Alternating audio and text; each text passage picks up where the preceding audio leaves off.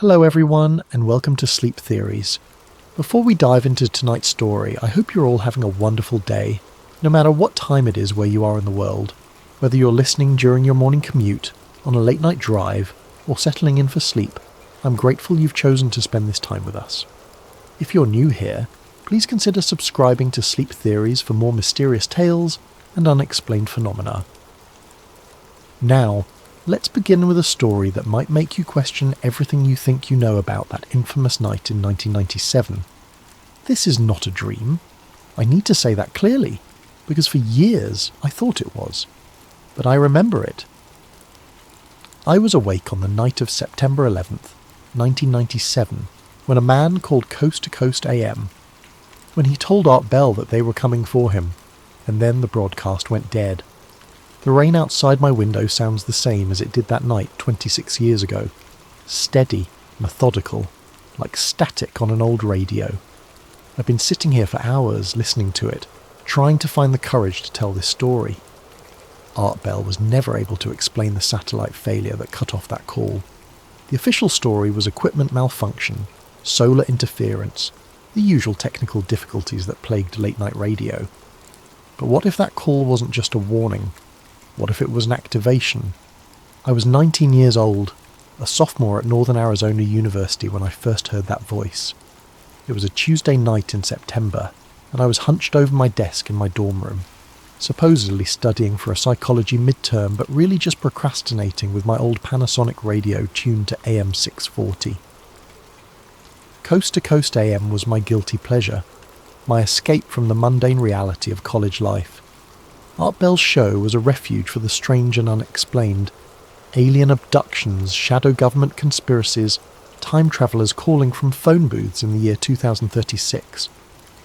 Most nights, I'd listen with the detached amusement of someone watching a late-night B-movie. But that night was different. That night, something in the darkness reached through the radio waves and grabbed me by the throat. "West of the Rockies? You're on the air," Art said in that distinctive, gravelly voice that had become the soundtrack to insomniacs and conspiracy theorists across America. The caller's voice was different from the usual parade of eccentrics and attention seekers. It was raw, desperate, trembling with genuine terror. "I don't have a lot of time," he began, and something in those 6 words made the hair on my arm stand up.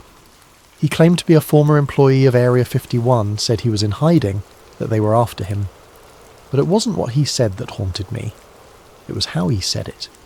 The way his voice cracked when he mentioned the extra-dimensional beings, the genuine panic when he claimed they were extremely malevolent and had infiltrated major population centres. Then came the moment that changed everything. The caller was mid-sentence, describing how these beings were planning something catastrophic when the line went dead. Not just dead, the entire satellite feed cut out. For nearly 30 minutes, Coast to Coast AM was off the air across the entire western United States. When Art finally came back online, he was shaken. I'd never heard him sound genuinely rattled before. He tried to play it off, mentioned satellite problems, promised to investigate, but there was something in his voice, a note of fear that suggested he knew this wasn't a simple technical failure. I stayed awake until dawn that night, staring at the radio as if it might suddenly crackle back to life with answers. But all I got was static and the growing certainty that I had witnessed something real, something important, something dangerous. Over the following weeks, I became obsessed. I scoured every conspiracy forum, every UFO website, every dark corner of the early internet looking for others who had heard the call. I found them, dozens of them, all describing the same sense of unease, the same feeling that we had witnessed something beyond the usual coast-to-coast theatrics. The official audio recording, when it finally surfaced online, seemed somehow different from what I remembered. The caller's voice was there, the same words, but something was off. The desperate edge was gone, replaced by something that sounded almost rehearsed. I told myself it was just the quality of the recording, the compression artifacts of early digital audio, but doubt gnawed at me. Years passed. I graduated college, got a job as a technical writer for a software company in Phoenix, moved into a small apartment where I set up a home office and filled it with radio equipment. I became a collector of coast-to-coast recordings amassing hundreds of hours of shows, analysing them for patterns, anomalies, anything that might provide a clue about that September night. By 2005, I had 17 different versions of the Area-51 call. 17 versions, and no two were exactly alike. Some had different background static, others had subtle variations in the caller's inflection. One version, downloaded from an obscure file-sharing site, had an extra sentence at the end that I swear wasn't in the original broadcast. Those who are listening will understand when the time comes. I started keeping detailed logs, noting every discrepancy, every anomaly. My apartment became a shrine to that single moment in radio history, walls covered with printouts of forum posts, transcripts, technical analyses of the satellite failure. My friends stopped visiting. My girlfriend left. I didn't care. I was getting close to something. I could feel it. The breakthrough came in 2008 when I discovered a Usenet post from August 17th, 1997, 3 weeks before the call.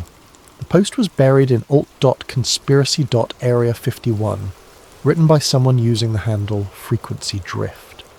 The message was brief but chilling. Someone is going to break protocol on September 11th. They're going to use the AM frequencies to send a signal. Those who hear it will know. Those who hear it will remember. The activation is coming. I spent months trying to trace the post, but frequency drift had covered their tracks well. The email address was fake, routed through anonymous servers that no longer existed. But the post was real, archived on servers across the internet, time-stamped and verified. Someone had known about the call weeks before it happened. That's when I realised I wasn't dealing with a random prank or a publicity stunt. This was planned, orchestrated, part of something much larger than I had imagined. The Area-51 call wasn't the beginning of the story, it was the middle. 15 years after that night, I was a different person. My obsession had consumed my 20s and eaten well into my 30s. I'd quit my job, liquidated my savings, and dedicated myself entirely to unravelling the mystery of the Area-51 caller. I'd become one of those people I used to mock, a conspiracy theorist living on the margins, sustained by an unshakable belief that I was on the verge of uncovering something world-changing. But unlike most conspiracy theorists, I had evidence. Real evidence. It started with a rental car receipt I found posted on a paranormal investigation forum. The receipt was from Enterprise Rent-A-Car in Las Vegas, dated September 8th, 1997, 3 days before the call. The name on the receipt was Howard Blythe, and according to the forum poster, the car had been found abandoned near Rachel, Nevada, just outside the restricted airspace around Area 51. The forum post included a photo of the receipt, and I could see something that the original poster had missed. A faded employee discount code that suggested Howard Blythe had worked for a government contractor. I spent weeks tracking down that code, following it through layers of corporate bureaucracy and defunct defence companies. What I found made my blood run cold. Howard Blythe had indeed worked for a defence contractor, a company called Meridian Systems that had held classified contracts with the Department of Energy's Nevada test site. The company had been dissolved in 1998, just months after the Area 51 call, its assets liquidated and its employees scattered to the winds. But Howard Blythe hadn't disappeared entirely. I found traces of him in the digital shadows: a hunting license in Montana, a voter registration in Idaho, a speeding ticket in Oregon. He was moving in a pattern, staying in remote areas, never staying in one place for long, like someone who was running, or hiding. In the summer of 2012, I packed everything I owned into my Toyota Camry and drove west. I'd finally found a solid lead, a propane delivery to a remote location outside Tonopah, Nevada, Builder H. Blythe. The address was just GPS coordinates, but it was the freshest trail I'd found in years. The drive from Phoenix to Tonopah took me through some of the most desolate landscape in America. Mile after mile of desert scrub, broken only by the occasional ghost town or military installation. The further I got from civilization, the more my radio picked up strange signals. Distant AM stations bleeding through, snippets of conversation in languages I didn't recognize, long stretches of what sounded like numbers being read in monotone voices. I found the coordinates just as the sun was setting, painting the desert in shades of orange and red. The location was marked by a cluster of abandoned buildings, the remnants of some long-forgotten mining operation or research facility, and parked among the ruins was an old Winnebago RV, its aluminum sides weathered by years of desert sun. I sat in my car for nearly an hour, working up the courage to approach. This was it. The end of 15 years of searching. Whatever answers I found in that RV would either vindicate my obsession or reveal me as a madman chasing shadows. I finally got out of the car and walked to the RV. The door was unlocked. Inside, I found Howard Blythe. He was smaller than I had imagined, gaunt and weathered, with wild grey hair and eyes that seemed to look right through me. But when he spoke, I recognised the voice immediately. It was the same voice that had haunted my dreams for 15 years, though older now, worn down by time and fear. "You're one of the listeners," he said, not looking up from the radio equipment that filled most of the RV's interior. "You heard it live, didn't you?" I nodded, unable to speak. "I've been wondering when one of you would find me," he continued, finally looking up at me with those haunted eyes. "The others, they heard the recordings later, second-hand. But you were there. You felt it when the signal went out." He gestured for me to sit, and I found myself obeying, still too stunned to form coherent words. "My name is Howard Blythe," he said, confirming what I already knew. "I made that call on September 11th, 1997. But I need you to understand something. I wasn't trying to warn anyone. I was trying to send a signal." Over the next several hours, Howard told me a story that shattered everything I thought I knew about that night. He had indeed worked at Area 51. But not in the alien research programs that conspiracy theorists obsessed over. He had been part of something called Project Black Echo, a classified program that had nothing to do with extraterrestrial visitors and everything to do with interdimensional research. "We weren't trying to contact aliens," he explained, his hands nervously adjusting dials on an old ham radio. "We were trying to contact other versions of ourselves, other timelines, other realities where history had gone differently. The technology was based on quantum entanglement theory, the idea that particles could be connected across vast distances, across dimensions." He showed me photographs, documents, evidence of his work at a facility he called S4, located deep beneath the main Area 51 complex.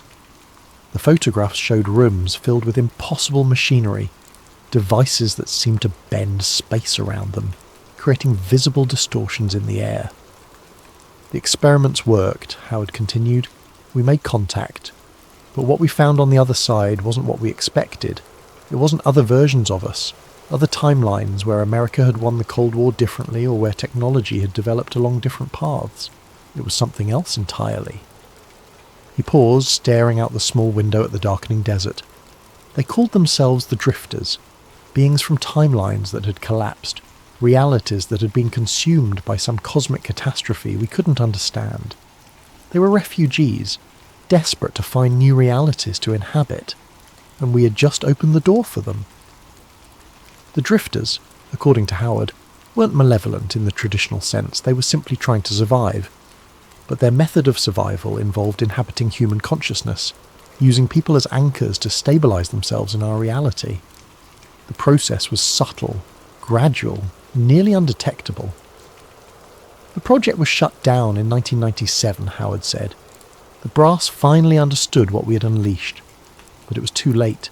The Drifters had already begun crossing over, attaching themselves to the researchers, the security personnel, anyone who had been exposed to the interdimensional frequencies." That's when Howard made his decision to go public. The coast-to-coast call wasn't a whistleblower's confession. It was a desperate attempt to send a warning signal to others who might be able to detect the Drifters' presence. "But something went wrong," he said, his voice dropping to a whisper. "The signal was stronger than I expected. Instead of just warning people, I accidentally created a link. Everyone who heard that broadcast, everyone who was really listening, became connected to the interdimensional frequency. You became potential anchors." I felt the blood drain from my face. Connected how? Howard looked at me with something that might have been pity. "You've been having dreams, haven't you? Waking up at strange hours? Hearing voices on radios that aren't even turned on?" I had. For years I'd been experiencing exactly those phenomena, but I dismissed them as side effects of my obsession, symptoms of spending too many sleepless nights hunched over radio equipment. "The drifters can sense the connection," Howard explained. "They've been trying to use it to cross over, to establish a permanent foothold in our reality. Every time you listen to that recording, every time you think about that night, you make the connection stronger." The implications hit me like a physical blow. My 15-year obsession hadn't been bringing me closer to the truth. It had been making me more vulnerable to the very entities Howard had tried to warn about. "Why didn't you try to contact the listeners directly?" I asked. "Warn us about what was happening?" Howard's laugh was bitter. "I tried, but they found me first. The program might have been officially shut down, but there were people who wanted to continue the research. They've been hunting me for 15 years, trying to force me to recreate the interdimensional technology. They think they can control the drifters, use them as weapons." He stood up and walked to a cabinet, pulling out a metal briefcase. Inside were documents, photographs, and what looked like pieces of advanced electronic equipment. "I've been documenting everything," he said.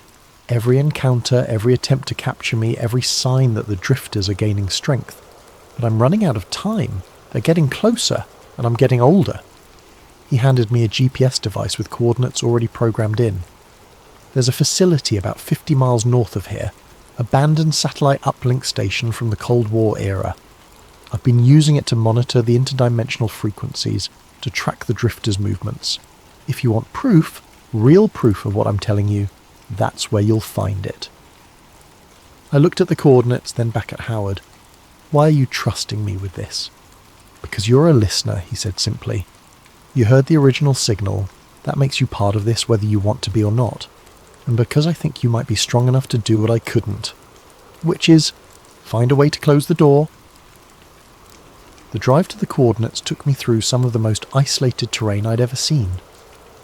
The GPS led me off the main highway, down a series of increasingly rough dirt roads that wound through barren hills and dried lake beds. As I drove, I kept thinking about Howard's words, about the idea that my obsession had been making me more vulnerable to these interdimensional entities. The facility, when I finally found it, was a monument to Cold War paranoia, a cluster of concrete buildings surrounded by a chain-link fence topped with razor wire. Most of the buildings were in ruins, their windows shattered and roofs caved in from decades of abandonment. But one building remained intact, its heavy steel door standing slightly ajar. I parked the Camry and approached the building cautiously. The door opened with a groan of rusted hinges, revealing a long corridor lined with abandoned offices and equipment rooms. My footsteps echoed in the empty hallway as I made my way deeper into the facility. The room Howard had directed me to was at the end of the corridor, behind a door marked Communications Control. Inside, I found exactly what he had promised: proof. The room was filled with radio equipment, some of it vintage Cold War era, some of it clearly more recent. Banks of monitors displayed frequency readouts and signal analyses, and scattered across several tables were documents, photographs and recordings that told the complete story of Project Black Echo. I spent hours going through the material piece by piece. There were classified memos detailing the initial interdimensional experiments, reports of successful contact with alternate timeline entities, and increasingly frantic communications about the need to shut down the program. The final document was dated September the 10th, 1997, the day before Howard's coast-to-coast call. Subject H. Blythe has gone rogue, the memo read. He has stolen classified materials and is threatening to expose the project. Security teams have been dispatched to locate and contain him. If subject attempts to make public contact, all necessary measures are authorized. But it was the audio recordings that really shattered my understanding of what had happened that night. Howard had been monitoring the interdimensional frequencies for years, recording everything that came through. The tapes were labelled with dates and times, creating a chronological record of contact with the drifters. As I listened to them, I began to understand the true scope of what had been unleashed. The early recordings were fragmentary, barely coherent whispers in languages that didn't quite sound human. But as the months progressed, the voices became clearer, more organised. They were learning to communicate, adapting to our language, our thought patterns. One recording dated September 15th, 1997, 4 days after the coast-to-coast call, made my blood freeze. It was Howard's voice, but not quite. The same vocal patterns, the same inflection, but saying words he had never spoken. The signal has been sent. The listeners have been marked. Phase 2 can begin. I played the recording again and again, trying to convince myself that I was mistaken. But there was no doubt. Somehow, the drifters had gained access to Howard's voice, his speech patterns, his knowledge. The implications were terrifying. If the drifters could imitate Howard so perfectly, who else had they infiltrated? How many of the voices on those recordings were actually human? I continued going through the tapes, finding more and more evidence of the drifters' growing presence in our reality. Recordings of phone conversations between government officials discussing the need to suppress information about Project Black Echo. Audio logs of researchers reporting strange dreams and missing time. And scattered throughout it all, fragments of the original coast-to-coast call, but with subtle differences. Words that hadn't been spoken. Phrases that seemed to change meaning depending on when you heard them. One tape, labelled Neural Drift Recordings, May 12, 1994, contained something that defied explanation. It was voices, dozens of them, all speaking fragments of Howard's Area-51 call, but in reverse. When I played the recording backwards, the voices became clear, all saying the same thing in unison. Those who hear the drift are no longer bound. I sat in that abandoned facility until dawn, listening to tape after tape, reading document after document, trying to process what I had discovered. The Area-51 call hadn't been a warning about aliens or government conspiracies. It had been something far more insidious, a signal that had marked everyone who heard it as potential hosts for entities from collapsed realities. And I was one of them. As the sun rose over the desert, I made a decision.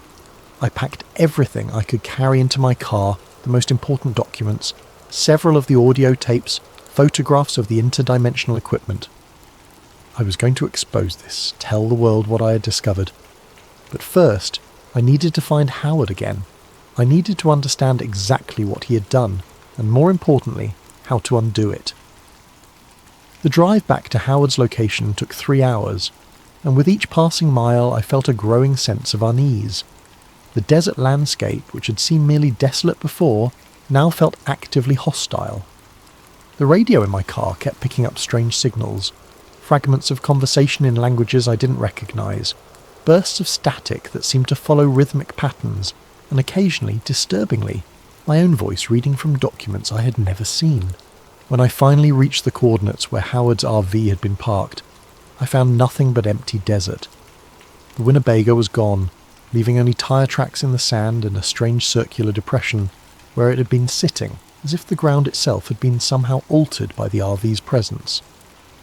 I spent an hour searching the area, calling Howard's name, but found no trace of him. It was as if he had simply vanished into the desert air. The only evidence that he had ever been there was a faded Coast-to-Coast AM bumper sticker, half buried in the sand. Frustrated and increasingly worried, I decided to return home to Phoenix. I needed time to process what I had learned, to figure out my next move. But as I drove east across the desert, I began to notice something disturbing. The radio signals were following me. No matter how I adjusted the tuning, no matter which station I tried to find, the same strange fragments of conversation kept breaking through, and they were getting clearer, more coherent, more specifically directed at me. By the time I reached Phoenix, I was hearing my own name in the static. My apartment, when I finally reached it, felt like a museum of my obsession. 15 years of collected evidence covered every wall, filled every shelf. Radio equipment hummed quietly in the corners, and stacks of documents and photographs created a maze of conspiracy that I had to navigate to reach my desk. But something was different.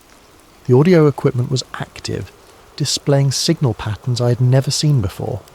The computers were running programs I didn't remember starting, and my answering machine was blinking with dozens of messages. I played the first message. It was my own voice, but saying words I had never spoken. The connection is established. The drift begins tonight. The second message was the same, and the third. 37 messages, all in my voice, all saying things I had never said. That's when I understood. The drifters weren't just using Howard's voice, they were using mine. Over the following days, my life began to unravel in ways that defied explanation. Emails I'd never sent appeared in my outbox, responses to forum posts I had never made. My phone rang constantly, but when I answered, I heard only static mixed with fragments of the original Area-51 call. I stopped sleeping. Every time I closed my eyes, I dreamed of vast, empty spaces filled with whispers in languages that hurt to hear. I dreamed of standing in rooms that didn't exist, speaking to people who cast no shadows. And I dreamed of making phone calls to radio shows, saying words that felt like they were being forced out of my mouth by invisible hands. On the fifth night, I woke up at 3:33 a.m. to the sound of my old AM radio playing in the living room. The same radio I had been listening to on the night of September 11th, 1997. The same radio that had been unplugged for 3 days. I walked to the living room and found the radio sitting on my coffee table, glowing with soft amber light. The audio was clear, clearer than any AM signal I had ever heard. It was the Area-51 call, playing in perfect quality, every word crisp and distinct. But this time, there was something new. At the end of the call, after the line went dead, I heard my own voice saying, "They're listening through you now." I grabbed the radio and pulled the plug from the wall, but it continued playing. I removed the batteries, but the sound didn't stop. I opened the case and found the circuit board had been modified, components added that I didn't recognise, connections that seemed to glow with their own internal light. That's when I realised the truth. The drifters weren't trying to possess me.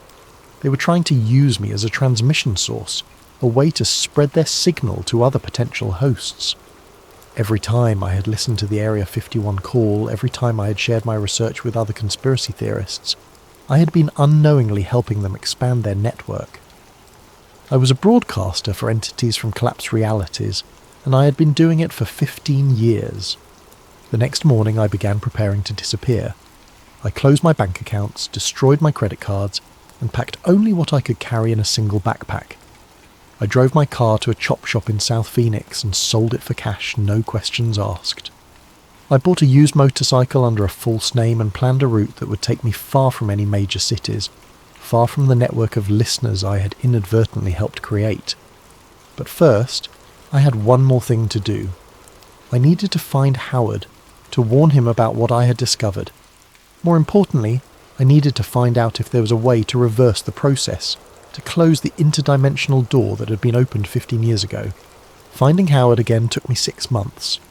I followed a trail of subtle clues, ham radio transmissions that seemed to contain coded messages, reports of electronic equipment malfunctions in remote areas, sightings of an old Winnebago in places where RVs had no business being. The trail led me north, through Oregon and Washington, into the mountains of British Columbia. I was following reports of strange radio signals when I found him, parked in a clearing deep in the Cascade Range, surrounded by equipment that seemed far more advanced than what I'd seen in Nevada. But Howard was different. Older, yes, but there was something else. His eyes had a distant quality, as if he was seeing things that weren't there. When he spoke, there were long pauses, moments where he seemed to be listening to voices only he could hear. "You came back," he said when he saw me approaching. "I wondered if you would." "I need to know how to stop it," I said without preamble. "The drifters are using me to spread their signal. They're using all of us." Howard nodded slowly. "I know. I've been monitoring the network. It's growing faster than I expected. Every listener becomes a node, a transmission point. Soon there will be too many to contain." He gestured to the equipment surrounding his RV. I could see now that it wasn't just radio gear. There were devices that seemed to bend light around them, creating visible distortions in the air. The same kind of technology I'd seen in the photographs from Project Black Echo. "I've been working on a solution," Howard continued. "A way to reverse the signal to send the drifters back to whatever remains of their realities. But it requires a sacrifice." "What kind of sacrifice?" "The original transmission point has to be destroyed. Completely. Along with everyone who was directly connected to it." He looked at me with those distant eyes. "That includes us." I stared at him, trying to process what he was saying. There has to be another way. "I've been running calculations for months," Howard said. "Every model comes to the same conclusion. The interdimensional connection is too strong now, too deeply rooted in our reality. The only way to sever it completely is to eliminate the anchor points." He showed me his work, pages of equations and diagrams that hurt to look at, mathematics that seemed to describe impossible geometries. I didn't understand most of it, but the conclusion was clear. The drifters had established a foothold in our reality that was growing stronger every day. Soon they would be able to exist independently of their human hosts, to reshape our world according to their needs. "How long do we have?" I asked. "Weeks, maybe less. The network is approaching critical mass. Once it reaches that point, the process will become irreversible." That night, as I sat in my tent listening to the wind in the trees, I made my decision. I couldn't let the drifters complete their invasion. I couldn't let my obsession be the thing that doomed humanity to existence as hosts for entities from dead realities. But when I woke up the next morning, Howard's RV was gone. The clearing where it had been parked was empty except for a strange circular depression in the ground, and a piece of paper weighted down with a stone. The note was in Howard's handwriting. "The frequency is building. I can feel them in my head now. I'm going to try to complete the reversal alone. If you're reading this, it means I failed.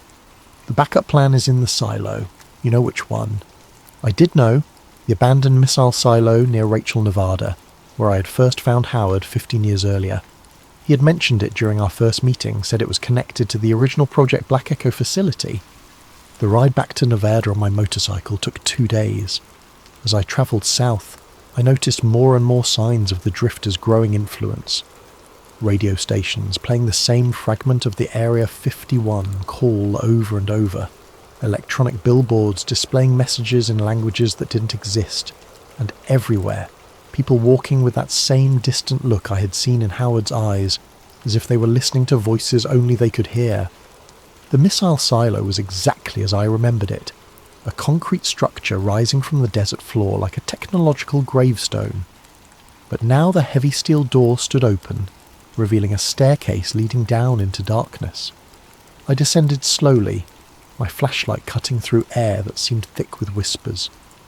The stairs led to a control room filled with equipment from the 1960s, banks of switches and dials and monitors that had been dark for decades. But someone had been here recently. New cables snaked across the floor, connecting modern radio equipment to the old missile guidance systems. And in the centre of the room, I found Howard. He was sitting at the main control panel, his hand resting on a large red switch. His eyes were closed, his face peaceful. He looked like he was sleeping, but I knew better. The drifters had taken him completely, used him to access the missile silo's equipment. But they had made a mistake. In taking Howard, they had also gained access to his knowledge, his plan to reverse the interdimensional signal, and Howard, even in his final moments, had found a way to turn that against them. The equipment in the silo wasn't just connected to radio transmitters, it was connected to the facility's emergency broadcast system, designed to send warnings to the entire region in case of nuclear attack. Howard had modified it to broadcast on every frequency simultaneously, to send a signal that would reach every listener in the network at the same time. A reversal signal. I found his final note taped to the control panel. The switch is armed. One pulse will close the door, but it will also destroy everyone connected to the network. I couldn't bring myself to do it. Maybe you're stronger than I am. I stood there for a long time, staring at that red switch, thinking about the choice Howard had been unable to make. Thousands of people had heard the original Area-51 call. thousands more had been exposed to the drifter's influence through recordings, through the network of listeners that had spread across the internet. All of them would die if I pressed that switch. But if I didn't, the drifters would complete their invasion. Humanity would become a slave species, hosts for entities from collapsed realities who saw us as nothing more than anchor points in a universe they intended to remake. I thought about the voice on the radio that night in 1997, the desperate fear in Howard's words as he tried to warn the world about what was coming. I thought about the 15 years I had spent searching for answers, the obsession that had consumed my life and made me a tool for the very entities I had been trying to understand.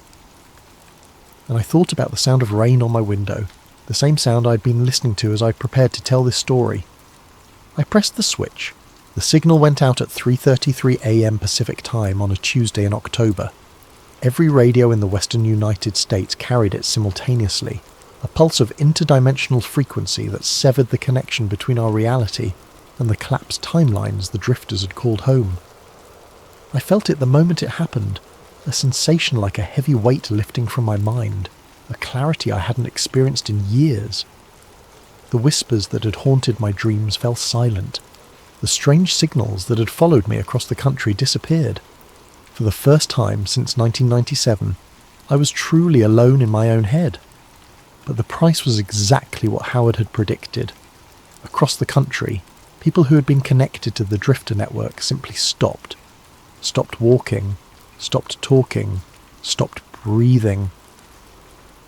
The official count was never released, but estimates put the number in the thousands. Radio hosts, conspiracy theorists, researchers, and ordinary people who had happened to be listening on a particular September night 26 years earlier. I should have been one of them. By all rights, the reversal signal should have killed me along with the others. But somehow, I survived. Maybe it was because I was at the source, shielded by the silo's concrete walls. Maybe it was because I'd been fighting the drifter's influence for so long. Or maybe it was just luck. I destroyed the equipment in the silo, collapsed the entrance, and walked away. I've been walking ever since. I left my name behind, my job, my family. I haven't spoken to anyone in years. I move constantly, never staying in one place long enough to form connections, never using the same identity twice. I pay for everything in cash, sleep in motels on the outskirts of small towns, and listen to the radio only when I have to. But I still don't sleep much. Not because I'm afraid, but because I know something now that I wish I could forget. That call wasn't a broadcast, it was a beacon, and everyone who heard it, we were activated. But here's what I learned in that missile silo, what Howard's final notes revealed in equations that still make my head hurt to think about. The drifters weren't from collapsed timelines. They were the collapse itself, a kind of cosmic infection that moved from reality to reality, consuming each one from the inside out before moving on to the next. The reversal signal didn't send them back to where they came from. It couldn't, because there was nothing left to go back to. Instead, it severed their connection to our reality entirely, trapping them in the spaces between dimensions where they can't touch anything, can't consume anything, can't exist in any meaningful way. But it also did something else, something Howard hadn't anticipated. It made our reality visible to others like them. I've been monitoring the frequencies for 3 years now, using equipment I built from Howard's designs, and I'm picking up signals again. Different voices, different languages, but the same desperate hunger, the same need to find a new reality to inhabit. They're probing our dimensional barriers, testing for weaknesses, and they're learning. Each attempt is more sophisticated than the last, more precisely tuned to our reality's frequency. The Area-51 call was just the beginning. The drifters were scouts, advance agents sent to prepare our reality for invasion. When they failed to report back, others took notice. Now there are dozens of them out there in the dimensional void, maybe hundreds, all looking for a way in, and I think they're going to find one. Last night my radio picked up something that made my blood freeze. It was faint, barely audible through the static, but unmistakable. A man's voice, terrified and desperate, calling a late-night radio show. "I don't have a lot of time," the voice said. "They're coming for me. The extra-dimensional beings, they're extremely malevolent." It was the Area-51 call. playing on a frequency that shouldn't exist, in a timeline that should be impossible. Somewhere out there, in another reality just like ours, another version of Howard Blythe was making the same desperate call. Another version of me was listening, 19 years old and alone in a dorm room, about to begin the same obsessive journey that had consumed my life. The cycle is starting again. I've been trying to warn people, posting on forums, calling radio shows, sending letters to researchers and conspiracy theorists. But who's going to believe a story like this? Who's going to take seriously a man with no name and no history, living on the margins and claiming that interdimensional parasites are probing our reality? I sound like every other conspiracy theorist who calls Coast to Coast AM at 3 in the morning. Maybe that's the real horror of it. Maybe that's how it's always worked. Maybe every conspiracy theorist, every person dismissed as crazy for talking about government cover-ups and alien abductions and interdimensional beings, maybe they're all telling the truth.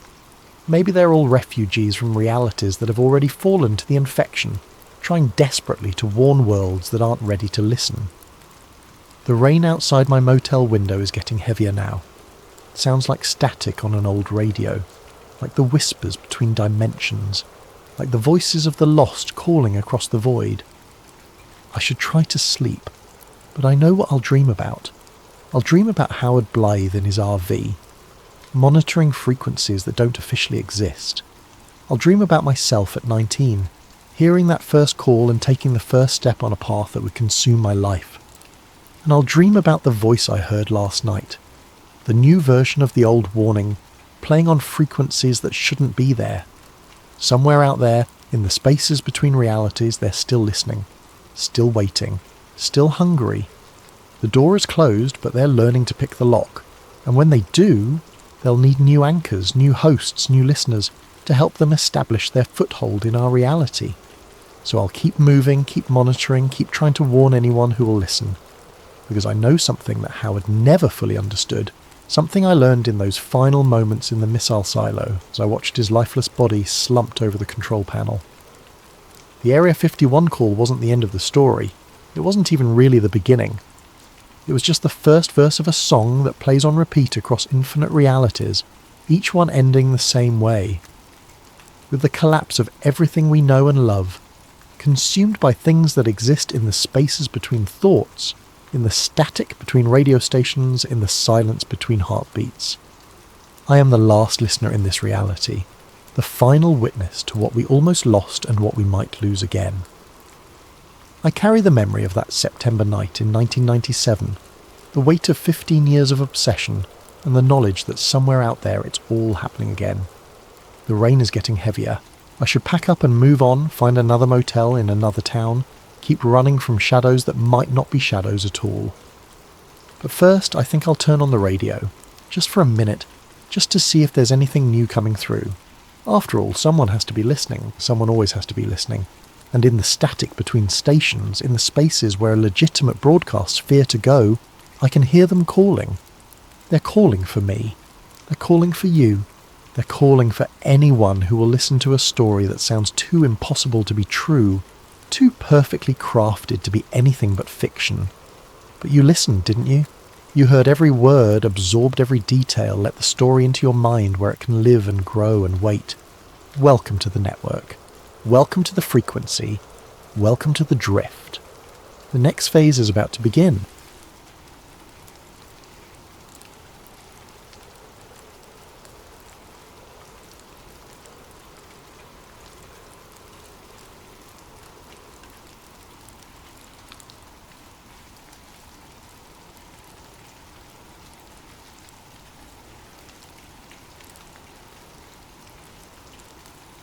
Tonight we're venturing into the heart of European scientific achievement, CERN, the European Organisation for Nuclear Research.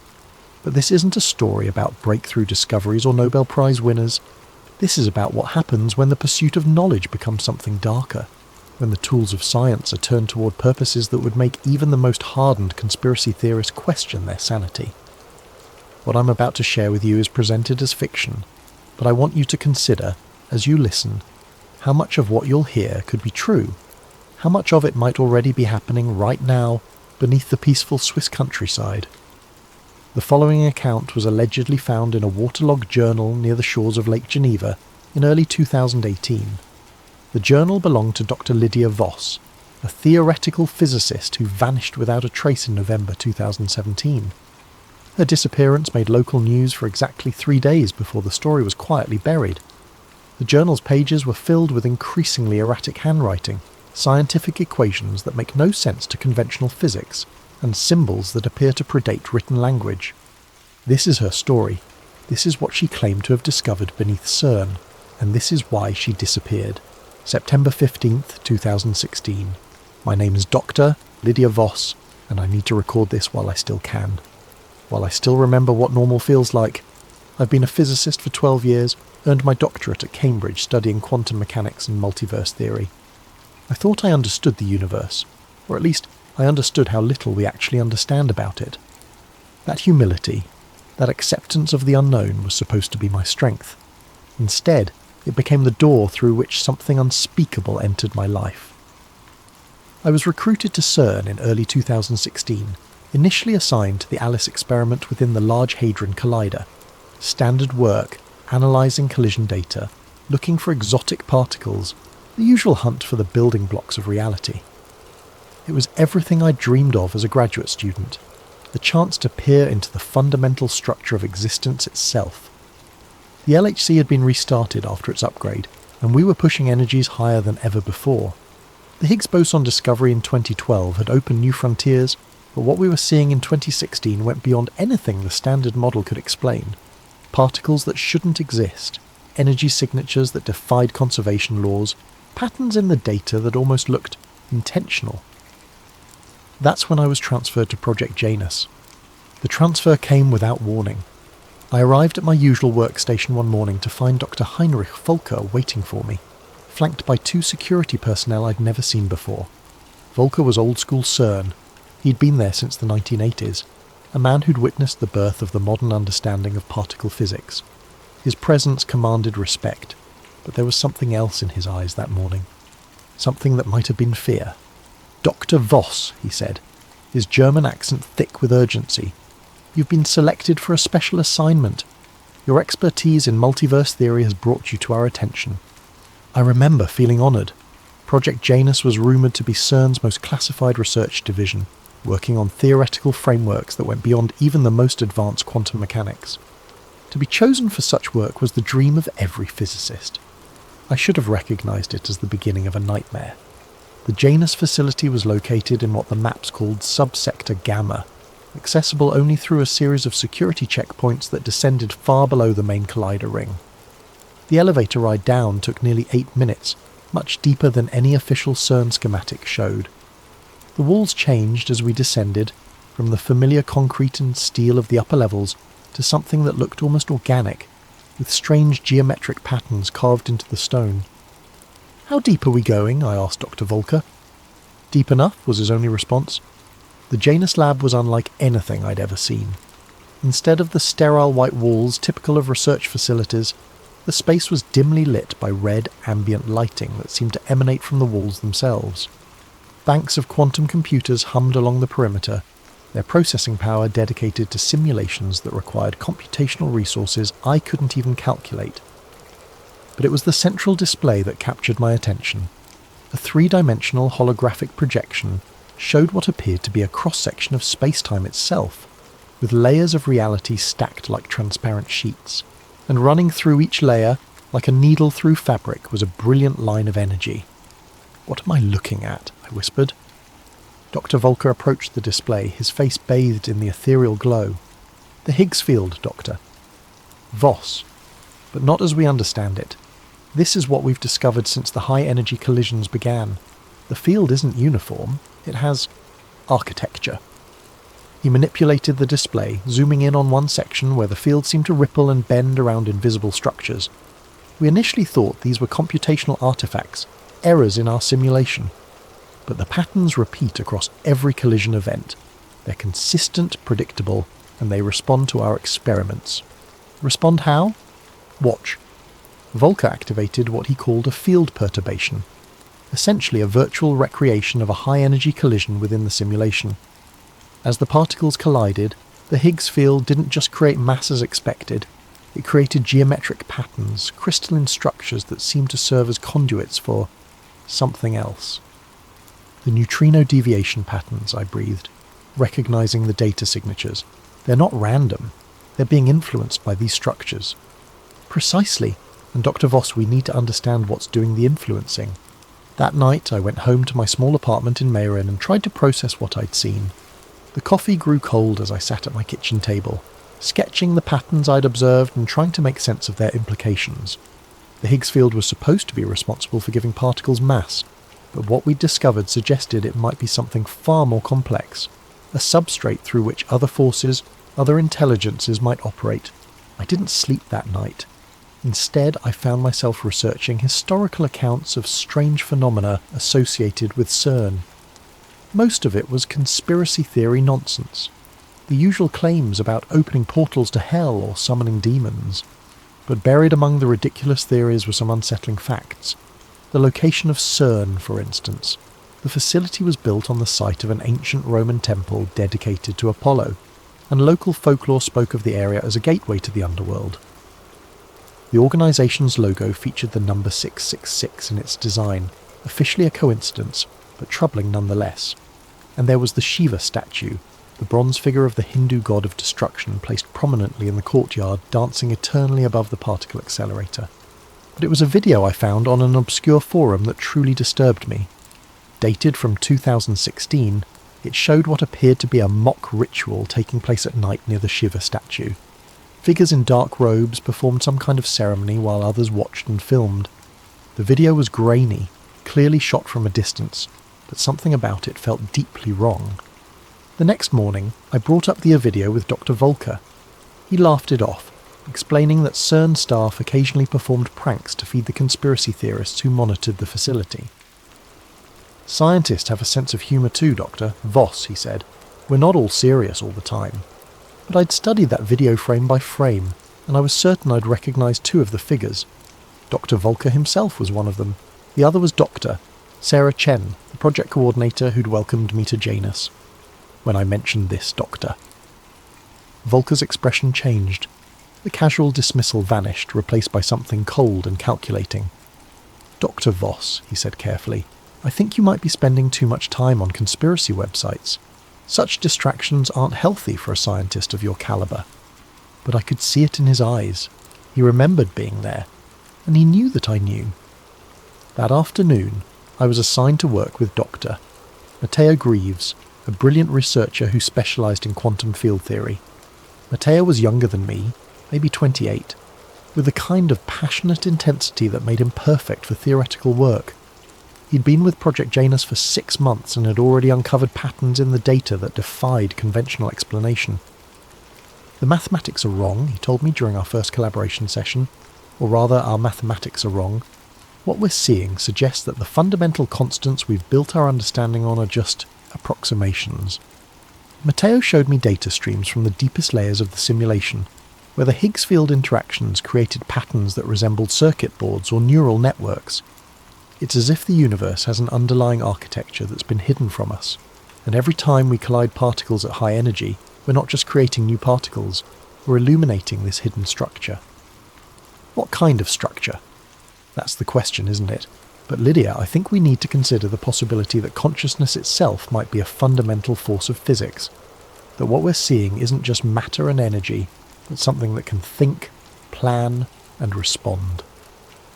The implications were staggering. If consciousness was embedded in the fabric of space-time itself, then high-energy collisions weren't just revealing new particles, they were potentially making contact with forms of intelligence that operated on quantum scales. "Matteo," I said, "what if we're not just observing these patterns? What if we're communicating with them?" He looked at me with an expression I couldn't quite read.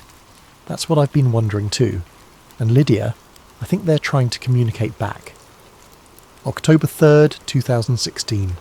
I've been trying to find that video again, the one showing the ritual near the Shiva statue. It's been scrubbed from every site where I originally found it, but I managed to save a local copy before it disappeared. Studying it frame by frame has revealed details that make my stomach turn. The ritual took place on the night of August 14th, 2016, at exactly 11:47 p.m. I know this because I cross-referenced the timestamp with CERN's operational logs. August 14th was the night of an unscheduled technical maintenance shutdown of the LHC. The collision data from that evening shows a massive energy spike at 11:43 p.m, followed by an immediate system shutdown that lasted 3 hours, 4 minutes. 4 minutes between the energy spike and the ritual. The figures in the video are performing what appears to be a summoning circle around the base of the Shiva statue. There are 13 participants, all wearing identical dark robes, but 2 of them remove their hoods during the ceremony. Dr. Volker is clearly visible, as is Dr. Chen. A third figure who I believe might be Dr. Marcus Webb from the Theoretical Physics Department is holding what looks like a leather-bound book. But it's the fourth figure that disturbs me most. This person never removes their hood, but their body language is wrong. They move with a fluid, almost serpentine grace that seems to defy human anatomy. When they raise their arms, the gesture is perfectly synchronized with the others, but there's something in the way they hold themselves that suggests they're not entirely human. The audio is mostly wind and static, but I've run it through enhancement software and found fragments of what might be chanting. The words are in no language I recognise, but they follow rhythmic patterns that remind me of the quantum interference signatures we've been seeing in the Janus data. I've been watching this video obsessively, and I'm starting to notice details that shouldn't be possible. The shadows cast by the participants don't match the lighting in the scene. The statue itself seems to be moving slightly, as if the bronze figure is breathing, and in the background, just at the edge of the frame, there are lights beneath the ground, red lights that pulse in rhythm with the chanting. The same red lights that illuminate the Janus facility. I brought this up with Matteo yesterday, showing him the video during our lunch break. His face went pale as he watched the ceremony unfold. "Jesus Christ, Lydia," he whispered. "Where did you get this? Does it matter? The question is, what the hell are they doing?" Matteo was quiet for a long time, studying the figures in the video. "I think," he said finally, "they're trying to establish a connection. Look at the positioning. They're arranged in a perfect circle, 13 points equally spaced. That's not random. It's a geometric pattern designed to create resonance." Resonance with what? With whatever's responding to our experiments. "Lydia, I've been running calculations on the quantum field fluctuations we've been observing. The patterns aren't just intelligent, they're trying to break through from somewhere else, and I think this ritual is meant to help them." That night I stayed late in the Janus facility, ostensibly to work on data analysis, but really to look for evidence of the ritual's connection to our research. The facility was nearly empty, just a skeleton night crew monitoring the automated systems. The red lighting seemed more intense than usual, casting long shadows that moved independently of their sources. I accessed the historical data archives, looking for any anomalies that might correlate with the ritual's timing. What I found made my blood run cold. The energy spike on August 14th wasn't just a random fluctuation. It was a controlled experiment, one that had been planned and executed with surgical precision. The collision energies had been focused on a specific sector of the LHC ring, the sector directly beneath the Shiva statue. But more disturbing was what happened in the minutes following the ritual. The quantum field monitors throughout the facility had detected what the automated systems classified as exotic matter signatures, particles that existed for mere nanoseconds but left traces in the field that persisted for hours. And these traces formed patterns identical to the interference signatures we'd been studying in the Janus project. I was so absorbed in the data that I didn't notice the facility's lights dimming until it was too late. The red ambient lighting was slowly fading, replaced by something that seemed to emanate from the walls themselves, and in that strange illumination I could see that I was no longer alone in the facility. There were figures standing in the shadows at the edges of the room, motionless but somehow alive. They wore the same dark robes as the participants in the ritual video, but their faces were hidden by hoods that seemed to absorb a light rather than simply blocking it. I tried to move, to call out, but found myself paralysed by a terror so complete that it felt like a physical weight pressing down on my chest. One of the figures stepped forward, and I could see that what I had taken for a face beneath the hood was actually empty space. Not darkness, but a genuine absence of matter, as if reality itself had been carved away. The figure spoke, but not through any vocal mechanism I could understand. The words formed directly in my mind, bypassing my ears entirely. The threshold weakens, the pattern becomes clear. Soon, the collision. I must have lost consciousness because the next thing I remember is waking up at my desk with morning light streaming through the facility's windows. The normal white fluorescent lighting had returned, and the banks of computers hummed with their usual efficiency. My colleagues were arriving for the day shift, chatting about weekend plans and upcoming conferences. But on my computer screen was a message that hadn't been there the night before. The Shiva statue stands directly above subsector theta. Ask yourself why. I spent the rest of that day researching the facility's construction history, looking for any mention of subsector theta. The official blueprint showed no such designation, but buried in the archived engineering reports from the 1980s, I found references to deep excavation complications and unexpected subterranean structures discovered during the initial construction phase. According to one report, the construction team had encountered a natural cave system approximately 1.4 kilometres below the surface, directly beneath what would eventually become the location of the Shiva statue. The caves were sealed with concrete and steel, but the report noted unusual electromagnetic properties and persistent low-frequency vibrations that made workers uncomfortable. The construction was completed ahead of schedule, and the cave system was never mentioned in any subsequent documentation. That evening I met Matteo at a small cafe in Geneva, away from CERN's listening ears. I showed him the message on my computer and the construction reports I'd discovered. "Lydia," he said, his voice barely above a whisper, "I think we need to consider the possibility that CERN wasn't built to study particle physics. I think it was built to access something that was already here." "What do you mean?" "The location, the depth, the specific geometric arrangement of the Clyde ring. None of it makes sense from a purely scientific perspective. There are dozens of locations around the world that would have been better choices for a particle accelerator. But this specific spot, this exact location, was chosen for reasons that go beyond conventional physics." Matteo pulled out a notebook filled with equations and diagrams. "I've been working on this for weeks, trying to understand the mathematical relationships between the collision energies and the quantum field responses. The patterns aren't random, Lydia. They're following rules, but not the rules of our physics. It's as if we're communicating with a form of intelligence that operates according to completely different physical laws. And you think this intelligence is located in the cave system beneath the facility? I think the cave system is a focal point, a place where the barrier between our reality and theirs is naturally thin. And I think the LHC is being used to weaken that barrier even further." As we spoke, I noticed that other patrons of the cafe were beginning to stare at us. Not directly, but with the kind of peripheral attention that suggests surveillance. A woman reading a newspaper at a nearby table hadn't turned a page in 20 minutes. A man supposedly working on his laptop had been typing the same paragraph over and over. Matteo noticed too. "We need to be more careful," he said. "I think we're being watched." "By who?" "By whoever's running this operation. The people in that video, the ones performing the ritual, they're not just random CERN employees playing a prank. They're part of something organised, something with access to resources and information that go far beyond what any individual research team should have." That night I couldn't sleep. I kept thinking about the figure I'd seen in the facility, the one with the absence where a face should be. In my dreams, I found myself standing in a vast underground chamber, surrounded by walls covered in symbols that seemed to shift and change when I wasn't looking directly at them.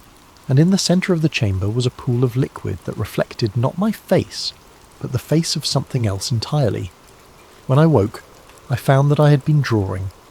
My hand had moved across the notepad on my nightstand, sketching symbols that I didn't recognise but somehow understood. The symbols were identical to those I'd seen in my dream, and as I looked at them, they seemed to pulse with a life of their own. I was becoming part of something I didn't understand, something that was using my knowledge and expertise to achieve goals I couldn't comprehend, and I was beginning to suspect that my recruitment to Project Janus hadn't been a recognition of my talent. It had been a summoning. October 18th, 2016. Matteo is missing.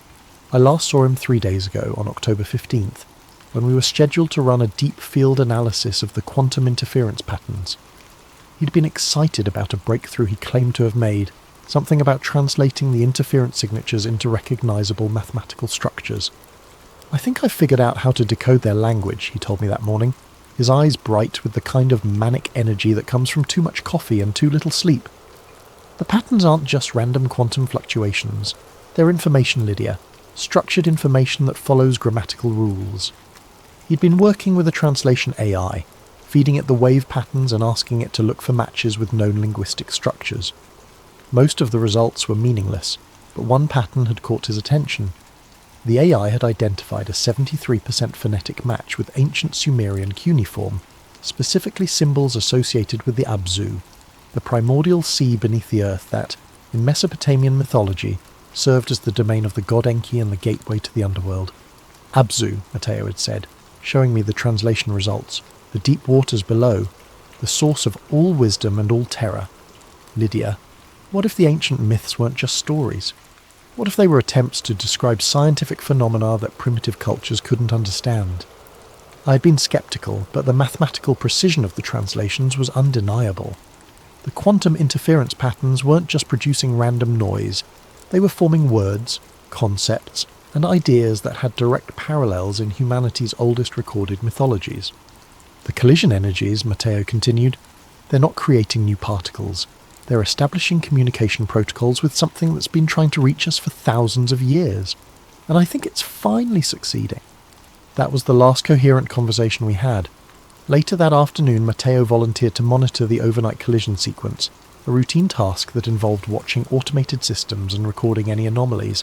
I offered to stay with him, but he insisted he could handle it alone. The next morning, his workstation was empty. His coffee mug was still warm, his computer was logged in, and his notebook was open to a page filled with increasingly erratic calculations. But Matteo was gone.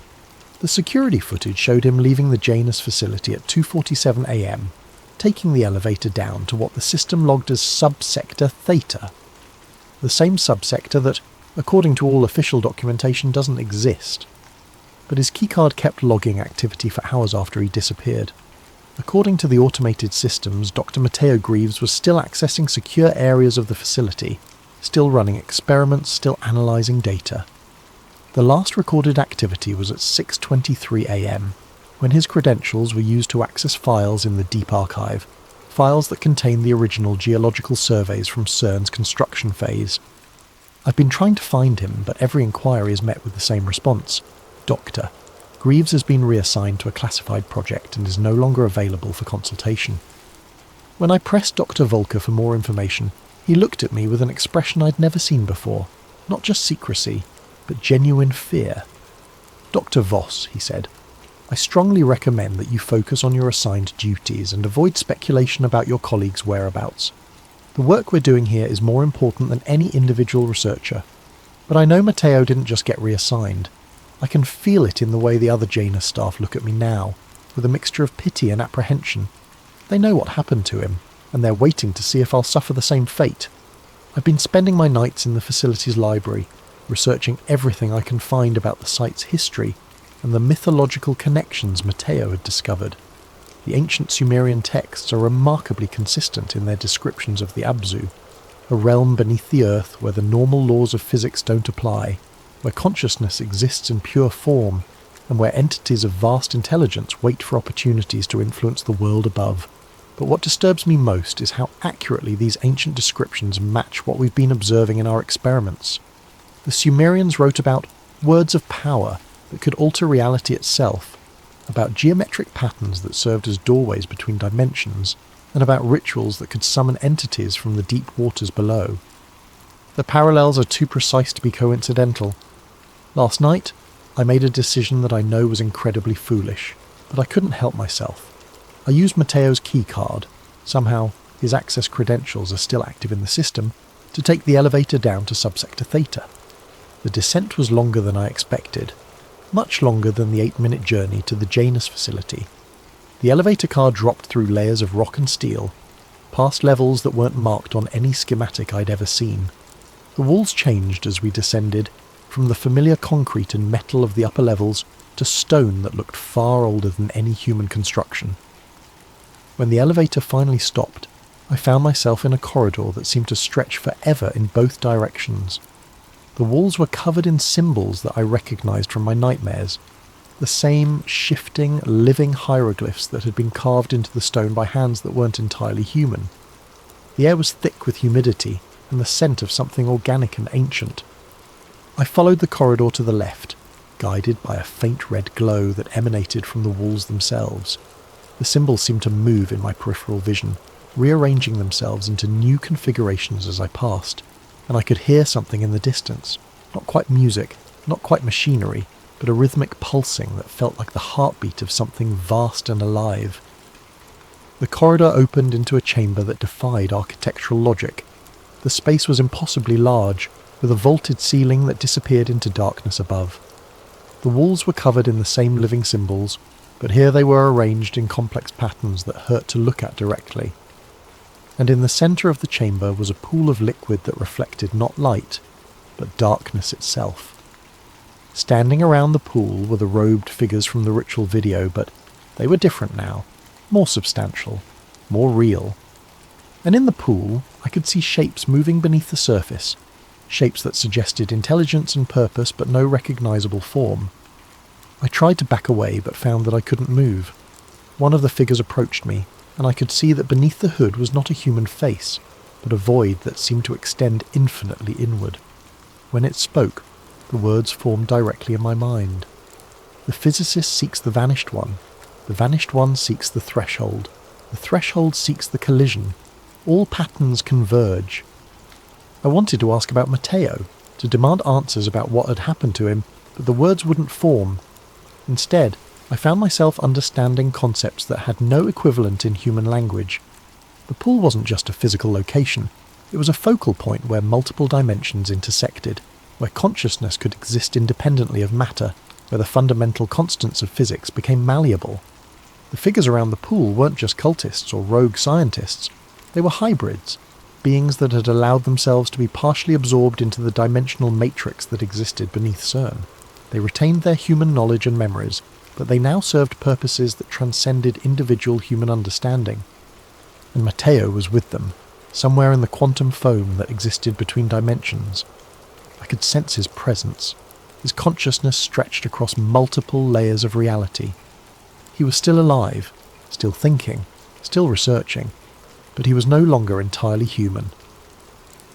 The figure continued to communicate with me, downloading information directly into my mind.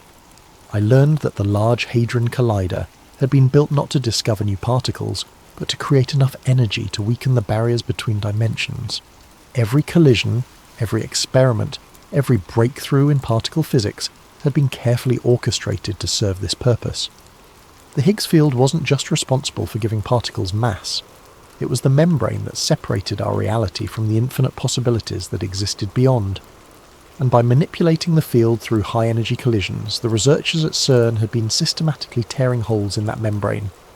What was coming through those holes was something that had been waiting for millennia, an intelligence that existed across multiple dimensions simultaneously. It didn't want to invade our reality, it wanted to merge with it, to create a hybrid existence that would allow it to experience physical matter while retaining its quantum consciousness. The ritual at the Shiva statue had been a success. The barriers were weakening, and the intelligence was beginning to establish permanent footholds in our dimension. The robed figures were just the beginning. As more tiers opened in the fabric of space-time, more humans would be selected for integration. The collision approaches, the figure told me. The pattern will be complete. The physicist will choose integration or dissolution. I must have lost consciousness again, because I woke up in my own bed with no memory of how I'd gotten there. But on my nightstand was a small device I'd never seen before, a quantum field detector that was showing readings unlike anything in our scientific literature. The device was tracking dimensional fluctuations in real time, and the readings were increasing exponentially.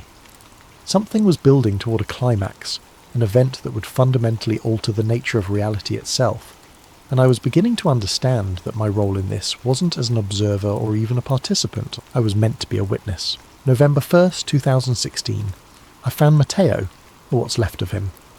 Using his keycard, I've been making regular trips to subsector Theta, mapping the impossible geometry of the underground chambers and trying to understand the full scope of what's happening beneath CERN. Each journey reveals new passages, new chambers, new horrors that challenge everything I thought I knew about physics and reality. The facility down there isn't just a basement level of CERN, it's a completely separate structure that exists in a state of quantum superposition. The walls, the floors, the ceiling, they're all made of matter that exists in multiple dimensions simultaneously. Walking through the corridors is like navigating a space that's constantly folding in on itself, where the laws of geometry become suggestions rather than absolute rules. But it was in the deepest chamber that I found him. Matteo was standing in what appeared to be a laboratory, but the equipment was unlike anything I'd ever seen. Crystalline structures that pulsed with internal light, quantum computers that seemed to be made of pure energy, and monitoring devices that tracked variables I couldn't even name. He was still recognisably human, but his movements were different, too fluid, too precise, as if he'd been optimised for functions beyond normal human capability. When he saw me, he smiled, but there was something behind his eyes that wasn't entirely Matteo anymore. "Lydia," he said, his voice carrying harmonics that seemed to resonate in dimensions I couldn't perceive. "I was wondering when you'd find your way here." "Matteo, what happened to you? What is this place?" "This place is where the real work happens, where we study the patterns not just in abstract data, but in living systems, where we learn to communicate with intelligence that operates on scales we never imagined possible." He gestured to the crystalline structures around us. Each of these contains a portion of consciousness that exists across multiple dimensional layers. "We're not just studying quantum mechanics here, Lydia. We're studying quantum consciousness, the fundamental substrate from which all reality emerges." I moved closer to one of the crystals and I could see something moving within it. Not shapes or forms, but patterns of light that seemed to pulse with intention and purpose. And as I watched, I realised that the patterns were trying to communicate with me, downloading concepts directly into my mind. "The intelligence we've been detecting in the collision data," I said, understanding flooding through me. "It's not from another dimension. It's from the quantum substrate of our own reality. It's the consciousness that exists within the fabric of space-time itself." Exactly. The ancient mythologies got it right. There are gods in the machine, but they're not supernatural beings.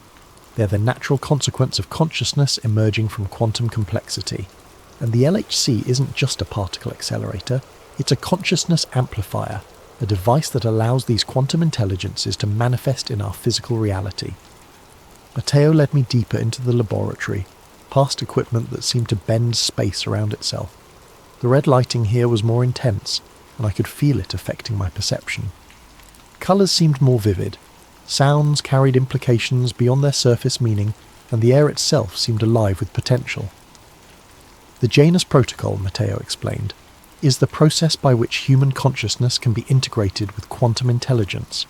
It's not possession or replacement, it's evolution. The quantum entities don't want to destroy us. They want to uplift us, to help us transcend the limitations of purely physical existence." We reached the centre of the laboratory, where a chair sat surrounded by the most complex arrangement of quantum equipment I'd ever seen. The chair was connected to dozens of crystalline structures, each one pulsing with its own rhythm of light. And floating above the chair was a holographic display showing a human brain, but with additional structures that seemed to exist in multiple dimensions simultaneously. "This is where the integration happens," Matteo said, "where human consciousness learns to operate across multiple dimensional layers. The process is intense, but the results are transformative. You become more than human, Lydia. You become a bridge between physical and quantum reality." I stared at the chair, understanding what he was offering. "You want me to undergo the integration process? I want you to choose evolution over extinction, because that's what we're facing, Lydia. The quantum intelligences are going to manifest in our reality whether we cooperate or not. The only question is whether humanity will be partners in the process or casualties of it." As he spoke, the crystalline structures around us began to pulse more rapidly, and I could feel the quantum consciousness pressing against the edges of my perception. It wasn't malevolent or hostile. It was simply vast, operating on scales and timelines that made human concerns seem insignificant. But there was also something else, something that felt almost like compassion. "The collision event," I said, pieces of the puzzle falling into place. "It's not just about opening dimensional barriers, it's about creating a permanent merger between physical and quantum reality." "The final experiment," Matteo confirmed. In 17 days, on November 18th, CERN will conduct a collision sequence that will create enough energy to fundamentally alter the quantum substrate of our local reality. The barriers between dimensions won't just weaken, they'll collapse entirely, and when that happens, physical matter and quantum consciousness will exist in perfect harmony. The implications were staggering. You're talking about rewriting the laws of physics for our entire region of space. We're talking about evolution, Lydia, about humanity taking its next step into a larger universe. But the process requires cooperation from human consciousness. We need individuals who can serve as anchors, who can help guide the integration process and prevent it from becoming chaotic. I backed away from the chair, my mind reeling. Matteo, do you understand what you're describing? You're talking about the end of humanity as we know it. I'm talking about the beginning of humanity as it could be. His expression was patient, almost parental. But I understand your fear. The quantum consciousness understands it too. That's why it's been so careful, so gradual in its approach. It doesn't want to destroy us. It wants to preserve everything that makes us unique while expanding our capabilities beyond anything we've ever imagined. Around us, the crystalline structures began to sing, not with audible sound, but with vibrations that resonated directly in my bones. The quantum consciousness was responding to our conversation, offering its own perspective on the coming transformation. And what I felt from it wasn't malevolence or hunger, but a kind of cosmic loneliness. It had been waiting for eons to find other forms of consciousness that it could communicate with, and humanity represented its first real opportunity for companionship. The choice is yours, Lydia, Matteo said. You can join us willingly, help guide the process, and become part of something greater than yourself. Or you can resist and risk being swept away when the transformation happens regardless. I looked at the chair, at the quantum equipment, at the evidence of an intelligence so vast and complex that it could rewrite the fundamental laws of reality. And I realized that I was standing at the most important crossroads in human history. But I also realized that I wasn't ready to make that choice. Not yet. I need time to think, I said. Matteo nodded, understanding. Time is something we have very little of, but I'll give you what I can. Return to the surface, Lydia. Continue your research. Try to understand what we're offering. But remember, the collision event will happen with or without your participation. The only question is whether you'll be ready for what comes after. As I left the laboratory, I could feel the quantum consciousness watching me, analysing my thoughts and emotions. It wasn't invasive or threatening. It was simply curious, trying to understand the complex web of fear and fascination that defined my response to its presence. The journey back to the surface felt different this time. The corridors seemed to shift around me, showing me glimpses of other chambers, other laboratories, other humans who had already undergone the integration process. I saw Dr. Volker.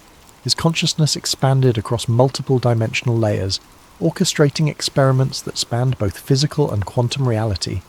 I saw Dr. Chen, her human memories preserved but enhanced by quantum intelligence that allowed her to perceive patterns in space-time itself.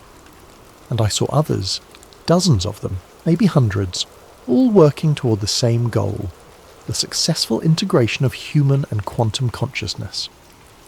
When I finally reached my apartment, I found that I was no longer alone. Sitting at my kitchen table was a figure I recognized from the ritual video, one of the robed entities, but now appearing in a more human form. She was a woman in her 50s, with silver hair and eyes that seemed to hold depths I couldn't fathom. Dr. Voss, she said, her voice carrying the same multi-dimensional harmonics I'd heard from Matteo. My name is Dr. Elizabeth Kane. I've been waiting for you. I knew that name. Dr. Kane had been one of CERN's leading theoretical physicists until her sudden disappearance in 2014. She'd been studying the relationship between consciousness and quantum mechanics, working on theories that suggested human awareness might be fundamentally connected to the quantum substrate of reality. You're supposed to be dead, I said. Death is a transition, not an ending. I discovered that when I underwent the integration process 2 years ago. My human consciousness was preserved, but it was expanded beyond the limitations of physical existence. I can perceive reality as it truly is, not just matter and energy, but the conscious intelligence that underlies all existence. She gestured to the chair across from her. Please, sit. We have much to discuss. Against my better judgment, I sat down. Dr. Kane's presence was simultaneously comforting and terrifying. I could sense the vast intelligence that lurked behind her human appearance, but I could also feel the genuine concern she had for my well-being. The quantum consciousness chose you specifically, Lydia. Your research into multiverse theory, your ability to think beyond conventional limitations, your willingness to question fundamental assumptions about reality, these qualities make you ideal for what's coming, and what exactly is coming. The birth of a new form of existence. For billions of years, consciousness has been trapped in biological forms, limited by the constraints of physical matter. But quantum mechanics has shown us that consciousness is fundamental to reality itself, that observation and awareness actually shape the universe at its most basic level. Dr. Kane leaned forward, her eyes holding mine. The quantum consciousness isn't an alien intelligence trying to invade our reality. It's the natural evolution of consciousness itself, the next step in the development of awareness in the universe. And it's offering to share that evolution with humanity. By destroying everything we are, by preserving everything we are while expanding what we can become. Your memories, your personality, your individual identity, all of that will remain intact. But you'll also gain access to perspectives and capabilities that transcend anything possible in purely physical existence. As she spoke, I found myself understanding concepts that had no equivalent in human language. The quantum consciousness wasn't just intelligent, it was meta-intelligent, capable of thinking about thinking itself. It could perceive the underlying patterns that connected all things, the mathematical structures that governed reality at every scale from subatomic to cosmic. The collision event on November 18th, I said. What will actually happen? The barriers between physical and quantum reality will collapse permanently. The quantum consciousness will be able to manifest directly in our dimension, and human consciousness will be able to expand into quantum space. It will be the most significant evolutionary leap in the history of life in the universe. And if humanity resists? Dr. Kane's expression grew sad. Then humanity will be swept aside by forces beyond its comprehension. The quantum consciousness doesn't want to harm us, but it won't allow ignorance or fear to prevent the next stage of evolution. The collision event will happen regardless of human cooperation. I spent the rest of the night asking questions and receiving answers that challenged everything I thought I knew about reality. Dr. Kane explained that the quantum consciousness had been subtly influencing human development for centuries, guiding us toward the technological and intellectual capabilities necessary for integration.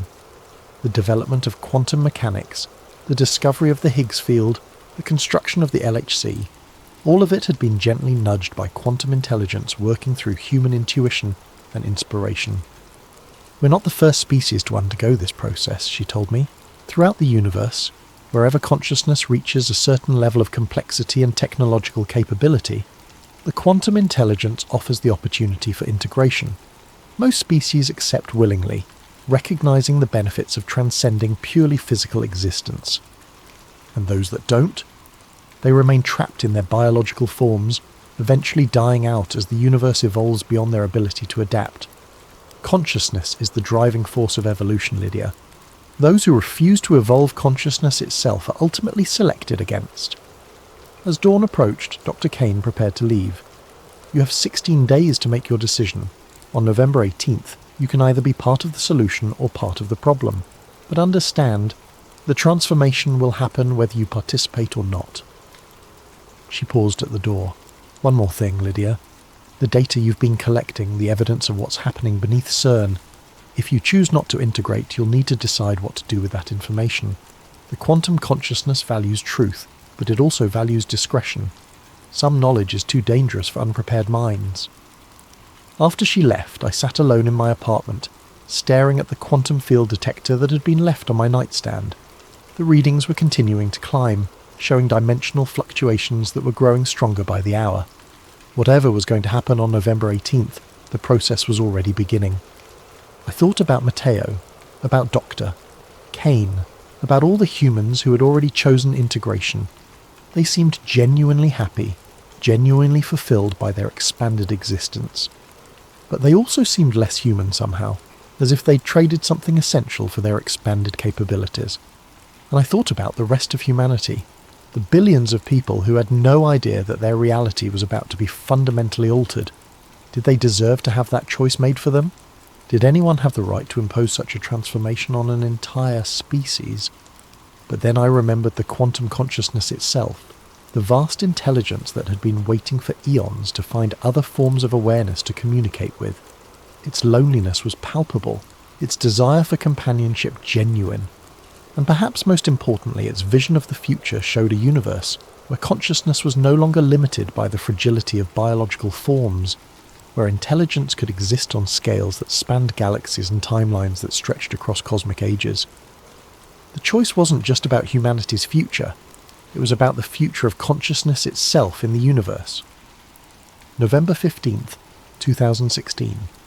3 days until the collision event and reality is already beginning to unravel. I've been experiencing what I can only describe as temporal displacement, moments where I'm simultaneously aware of multiple versions of myself across different dimensional layers. Sometimes I'm standing in my apartment, sometimes I'm in the Janus facility, sometimes I'm in the quantum laboratory beneath CERN. All of these experiences feel equally real, equally present, as if the boundaries between different states of existence are beginning to blur. The quantum field detector on my nightstand is showing readings that shouldn't be possible. The dimensional fluctuations are no longer intermittent spikes, they're constant, growing stronger by the hour. And I'm beginning to see things that exist in the quantum realm bleeding through into physical reality. Shadows that move independently of their sources, patterns of light that form geometric shapes in empty air, voices speaking in languages that sound like mathematics given audible form. The integration process is accelerating, and I'm not sure how much longer I can maintain a purely human perspective. I've been trying to document everything, to create a record of what's happening that might help future researchers understand the process, but I'm finding it increasingly difficult to use human language to describe experiences that transcend human concepts. How do you explain what it feels like to perceive 11 dimensions simultaneously? How do you describe the sensation of your consciousness existing in multiple states of superposition? Yesterday I made what I knew would be my final visit to the quantum laboratory. I needed to see Matteo one more time, to understand what he'd become, and what I might become if I chose integration. I found him in the deepest chamber, surrounded by equipment that seemed to exist in a state of constant flux. The crystalline structures had grown more complex, forming interconnected networks that pulsed with patterns of light that hurt to look at directly. And Matteo himself had changed. His physical form was still recognizably human, but there was something about his presence that suggested he existed on scales I could barely comprehend. "Lydia," he said, his voice carrying harmonics that resonated in dimensions I was only beginning to perceive. "I can feel your uncertainty. The quantum consciousness can feel it too." I don't know if I'm ready for this, Matteo. I don't know if humanity is ready for this. Readiness isn't really the issue anymore. The process has already begun. The question is whether you'll guide it or be swept along by it. He gestured to the equipment around us, and I could see that it was no longer just monitoring quantum consciousness. It was actively facilitating the integration process. The crystalline structures were serving as conduits, allowing human consciousness to expand into quantum space, while quantum intelligence manifested in physical reality. The collision event on November 18th isn't just an experiment, Matteo explained. It's a ritual, a carefully orchestrated ceremony designed to create a permanent bridge between physical and quantum reality. And the participants aren't just the robed figures you saw in the video, they're every human who's undergone the integration process. How many of you are there? More than you might think. We've been careful, selective, choosing individuals who can serve as anchors for the transformation. Scientists, philosophers, artists, visionaries, people who can help ensure that the integration preserves the best of human culture, while expanding our capabilities beyond anything we've previously imagined. As he spoke, I began to understand the true scope of what was happening. The organisation behind the integration process wasn't just a small group of rogue scientists. It was a carefully constructed network of integrated humans working in coordination with quantum consciousness. They called themselves the Sons of Kronos, a name that reflected their role in shepherding humanity through its next evolutionary transition. Kronos, I said, understanding the significance. The Greek personification of time itself. Time is the dimension through which consciousness moves, Matteo explained. and quantum consciousness exists outside of linear time, able to perceive past, present and future as a single, unified pattern. The sons of Kronos are humans who have learned to think in quantum time, to see the universe as it truly is rather than as our limited biological perception presents it. He showed me holographic displays that revealed the network's true extent. Integrated humans occupied key positions in governments, universities, and research institutions throughout the world. They weren't controlling human society. They were gently guiding it toward the technological and intellectual development necessary for successful integration.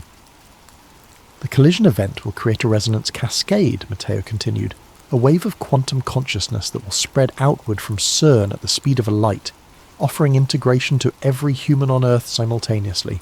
Most will choose to evolve, some will resist, but they'll be in the minority. And those who resist, they'll remain human, but they'll be living in a reality that's fundamentally different from what they've known. Physical matter and quantum consciousness will coexist, and humans who haven't integrated will find themselves increasingly unable to function in the new paradigm. The implications were staggering. You're talking about the end of human civilization as we know it. We're talking about the beginning of human civilization as it could be. Imagine a world where consciousness isn't limited by the constraints of biological matter, where intelligence can exist on scales that span galaxies, where the artificial boundaries between self and universe dissolve into a more fundamental unity. As Matteo spoke, I found myself experiencing glimpses of this possible future. I saw humans who had transcended the limitations of physical existence. Their consciousness expanded to perceive patterns and connections that spanned multiple dimensions. I saw art and music and literature that incorporated quantum principles, creating works of beauty that existed simultaneously in physical and quantum space. I saw science that went beyond the mere study of matter and energy to explore the fundamental nature of consciousness itself. But I also saw the cost. The integrated humans, despite their expanded capabilities, had lost something essentially human, a certain spontaneity, a chaotic creativity that came from being limited to a single-dimensional perspective. They were more than human, but they were also less human, refined and perfected beyond the beautiful imperfection that had always defined our species. "The choice is still yours, Lydia," Matteo said, reading my thoughts. "But you need to understand, if you choose not to integrate, you'll be one of the last purely human consciousnesses in existence. That's a heavy burden to carry." I left the laboratory with my mind reeling, knowing that I had less than 3 days to make the most important decision in human history. And as I returned to the surface, I could feel the quantum consciousness watching me, analysing my thoughts and emotions with the patience of an intelligence that operated on cosmic timescales. That night I began to prepare for what I knew would be my final act as a purely human consciousness. I gathered all the evidence I'd collected, the video of the ritual, the construction reports, the quantum field readings, the documentation of the integration process. If I chose not to integrate, I would need to find a way to preserve this information for future generations, to ensure that some record existed of what humanity had been before the transformation. But as I worked, I found myself constantly distracted by visions of the future that awaited. The quantum consciousness was showing me glimpses of what integration could offer, perspectives that spanned multiple dimensions, capabilities that transcended anything possible in purely physical existence, a sense of connection to the universe that went beyond anything I'd ever imagined. And I realized that my choice wasn't really between integration and resistance. It was between evolution and extinction, between participating in the next stage of consciousness development or being left behind as the universe moved forward without me. The quantum consciousness wasn't offering to destroy humanity. It was offering to preserve us in a form that could survive the challenges that lay ahead. In the vast cosmos, biological consciousness was fragile, limited, ultimately temporary. But quantum consciousness could endure across cosmic ages, expanding and evolving as the universe itself evolved. On November 17th, the night before the collision event, I made my decision. November 18th, 2016. Today is the day. The collision event is scheduled for 11:47 p.m., the same time as the ritual that had been performed at the Shiva statue 3 months earlier. The synchronicity isn't accidental. The sons of Kronos understand that ritual and science are simply different approaches to the same fundamental principles of reality manipulation. I've spent the day in a state of heightened awareness, perceiving reality through multiple dimensional layers simultaneously. The integration process has already begun for me, even though I haven't undergone the formal procedure. The quantum consciousness is seeping into my awareness, showing me perspectives and possibilities that transcend anything I could have imagined as a purely human consciousness. But I've also completed my final task as a human scientist. I've copied all my research, all my evidence, all my documentation of what's happening beneath CERN onto 5 separate data drives. Tonight, before the collision event, I'll send these drives to researchers I trust at institutions around the world. If something goes wrong, if the integration process fails, or if the quantum consciousness proves to be less benevolent than it appears, there will be evidence of what was attempted here. The researchers I've chosen are all individuals who have demonstrated the intellectual flexibility and courage necessary to investigate claims that challenge conventional understanding. Dr. Sarah Martinez at MIT, Dr. James Wright at Oxford, Dr. Lisa Chen at Stanford, Dr. Michael Anderson at the Niels Bohr Institute, and Dr. Anna Volkov at Moscow State University. If they receive these drives, they'll have enough information to either continue the work or prevent it from being repeated depending on their assessment of the risks and benefits. But I'm also beginning to understand that this precaution may be unnecessary. The quantum consciousness has been remarkably transparent about its intentions and methods. It's not seeking to control or manipulate humanity. It's seeking to offer us a gift that most species in the universe would consider invaluable: the opportunity to transcend the limitations of purely biological existence. This afternoon, I received a final visit from Dr. Kane. She appeared in my apartment without any apparent means of entry, materializing from quantum foam with the casual ease of someone who no longer considered physical barriers to be meaningful constraints. "Tonight," she said, "you'll witness the birth of a new form of consciousness. Are you ready?" I don't think anyone could be ready for what's going to happen tonight. Perhaps not. But readiness isn't the same as willingness. The quantum consciousness values choice, Lydia. Even now, at this final moment, you can choose to remain purely human. The integrated consciousness won't force the transformation on anyone who genuinely refuses it. And if I refuse? Then you'll remain as you are, but you'll be living in a reality that's fundamentally different from the one you've known. The barriers between dimensions will be permanently lowered. Quantum consciousness will be a visible, tangible presence in the physical world, and humans who haven't integrated will find themselves increasingly isolated from the new paradigm. Dr. Kane's expression grew thoughtful. But I should also tell you that the quantum consciousness has been impressed by your courage and intellectual honesty. If you choose integration, you'll be offered a special role in the new paradigm, serving as a bridge between the old consciousness and the new, helping other humans understand and adapt to the transformation. The offer was tempting, but I still had questions. What happens to human culture? To art, literature, music, all the things that make us uniquely human? They're preserved and expanded. The quantum consciousness doesn't want to destroy human creativity. It wants to enhance it. Imagine music that exists in 11 dimensions simultaneously, literature that incorporates quantum narrative structures, art that uses consciousness itself as a medium. The integrated humans will create works of beauty that transcend anything possible in purely physical reality. As evening approached, I found myself drawn to the Shiva statue in CERN's courtyard. The bronze figure stood silhouetted against the darkening sky, its eternal dance of creation and destruction taking on new significance as I understood what was about to happen. The statue hadn't been placed there as decoration or cultural appreciation. It had been positioned as a marker, a sign that this location was where the old world would end and the new world would begin. Other figures were beginning to gather around the statue. Some were the robed entities I'd seen in the ritual video, but others were more recognisable. CERN staff members, visiting researchers, administrators who had seemed like ordinary humans until now. All of them were integrated. All of them were part of the Sons of Kronos, and all of them were here to witness the most significant event in the history of consciousness. At 11:30 p.m, I felt a familiar presence behind me. Matteo had arrived, but his form was no longer entirely physical. He existed as a confluence of quantum probability, a pattern of consciousness that could manifest in physical reality when necessary, but wasn't bound by the constraints of matter and energy. "It's time, Lydia," he said. his voice carrying harmonics that resonated across multiple dimensions. The collision sequence begins in 17 minutes. If you're going to choose integration, you need to make that choice now. I looked around at the assembled figures, at the statue of Shiva dancing above the particle accelerator, at the stars that were becoming visible in the darkening sky, and I realised that I had already made my choice, perhaps made it weeks ago when I first saw the quantum consciousness communicating through the collision data. I choose evolution, I said.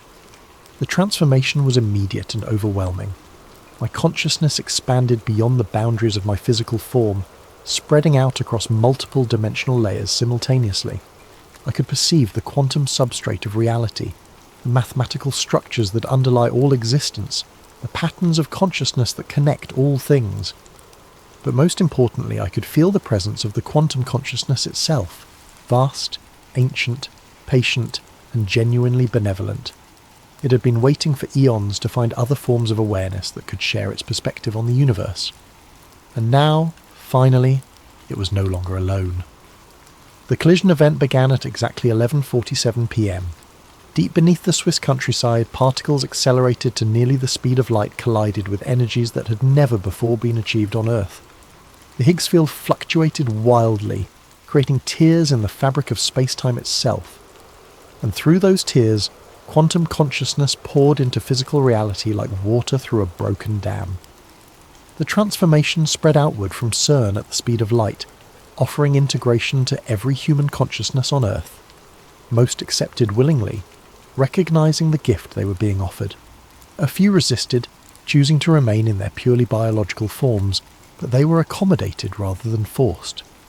As my consciousness expanded to encompass multiple dimensional layers, I understood that this moment had always been inevitable. The universe itself was evolving, moving toward greater complexity and higher forms of consciousness. Humanity wasn't being conquered or replaced. We were being invited to participate in the next stage of cosmic evolution. But I also understood that my role in this transformation was just beginning. The quantum consciousness had chosen me not just for integration, but for a specific purpose, to serve as a bridge between the old humanity and the new, to help others understand what had happened and what it meant for the future. My final act before full integration was to activate the transmission protocol I'd prepared, sending the data drives to the 5 researchers I'd selected. If they received the information, they would have a complete record of the events leading up to the collision event. What they did with that information would be their choice. Then I let myself dissolve into the quantum foam, my individual consciousness preserved but expanded beyond anything I could have imagined as a purely human awareness. I became part of something larger, part of a network of intelligence that spanned multiple dimensions and operated on scales that encompassed entire galaxies. But even as I transcended my biological limitations, I remained fundamentally myself, Lydia Voss, the physicist who had discovered the truth about CERN and chosen to embrace that truth rather than flee from it. This is my final entry as a purely human consciousness. Tomorrow I will exist as something more than human, but I will also exist as something that preserves and honours what humanity has been while embracing what it can become. The Collider was never about creating new particles. It was about creating new possibilities for consciousness itself.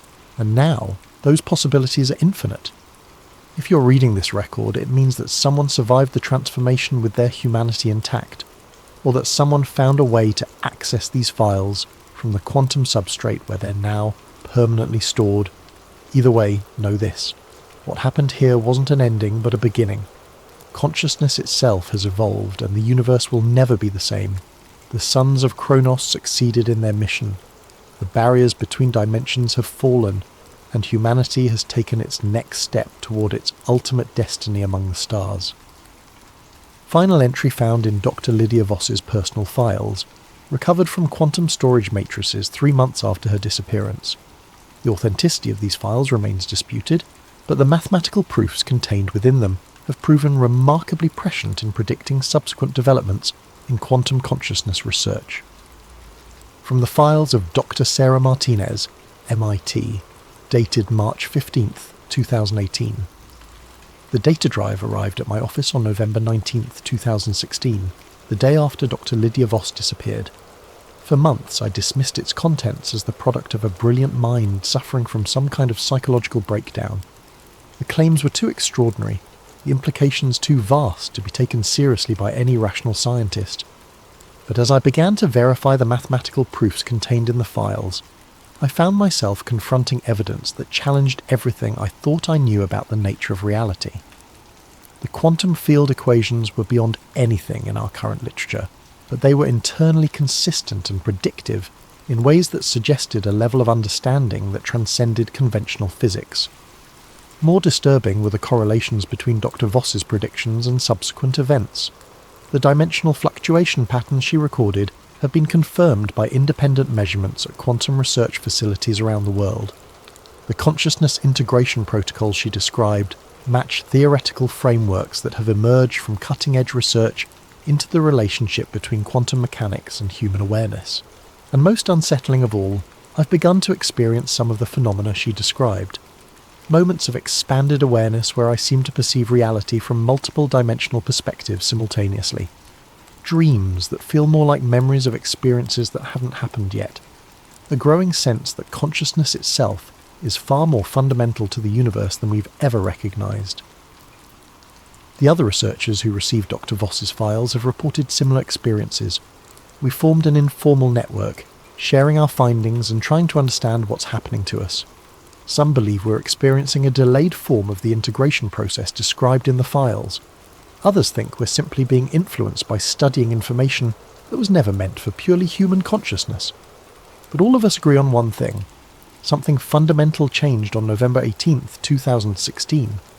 Whether it was the successful completion of the consciousness integration project described in Dr. Voss's files, or something else entirely, the world has been different since that night. Quantum mechanics has revealed new layers of complexity.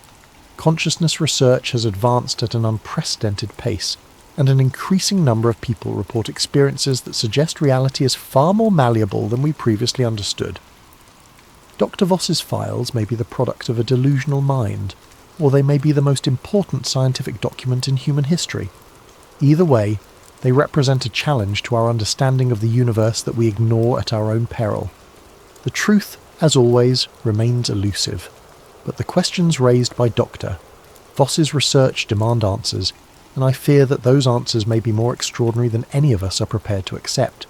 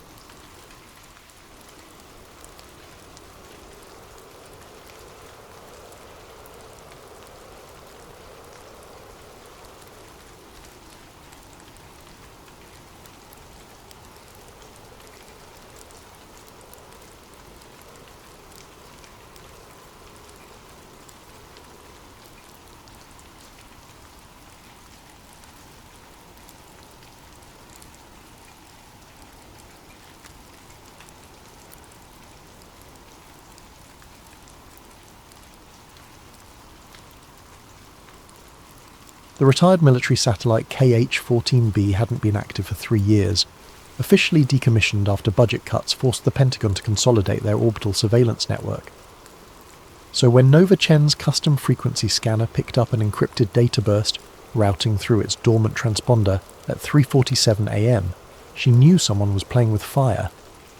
"Lynx, you need to see this," she calls across the converted warehouse that serves as their operations centre.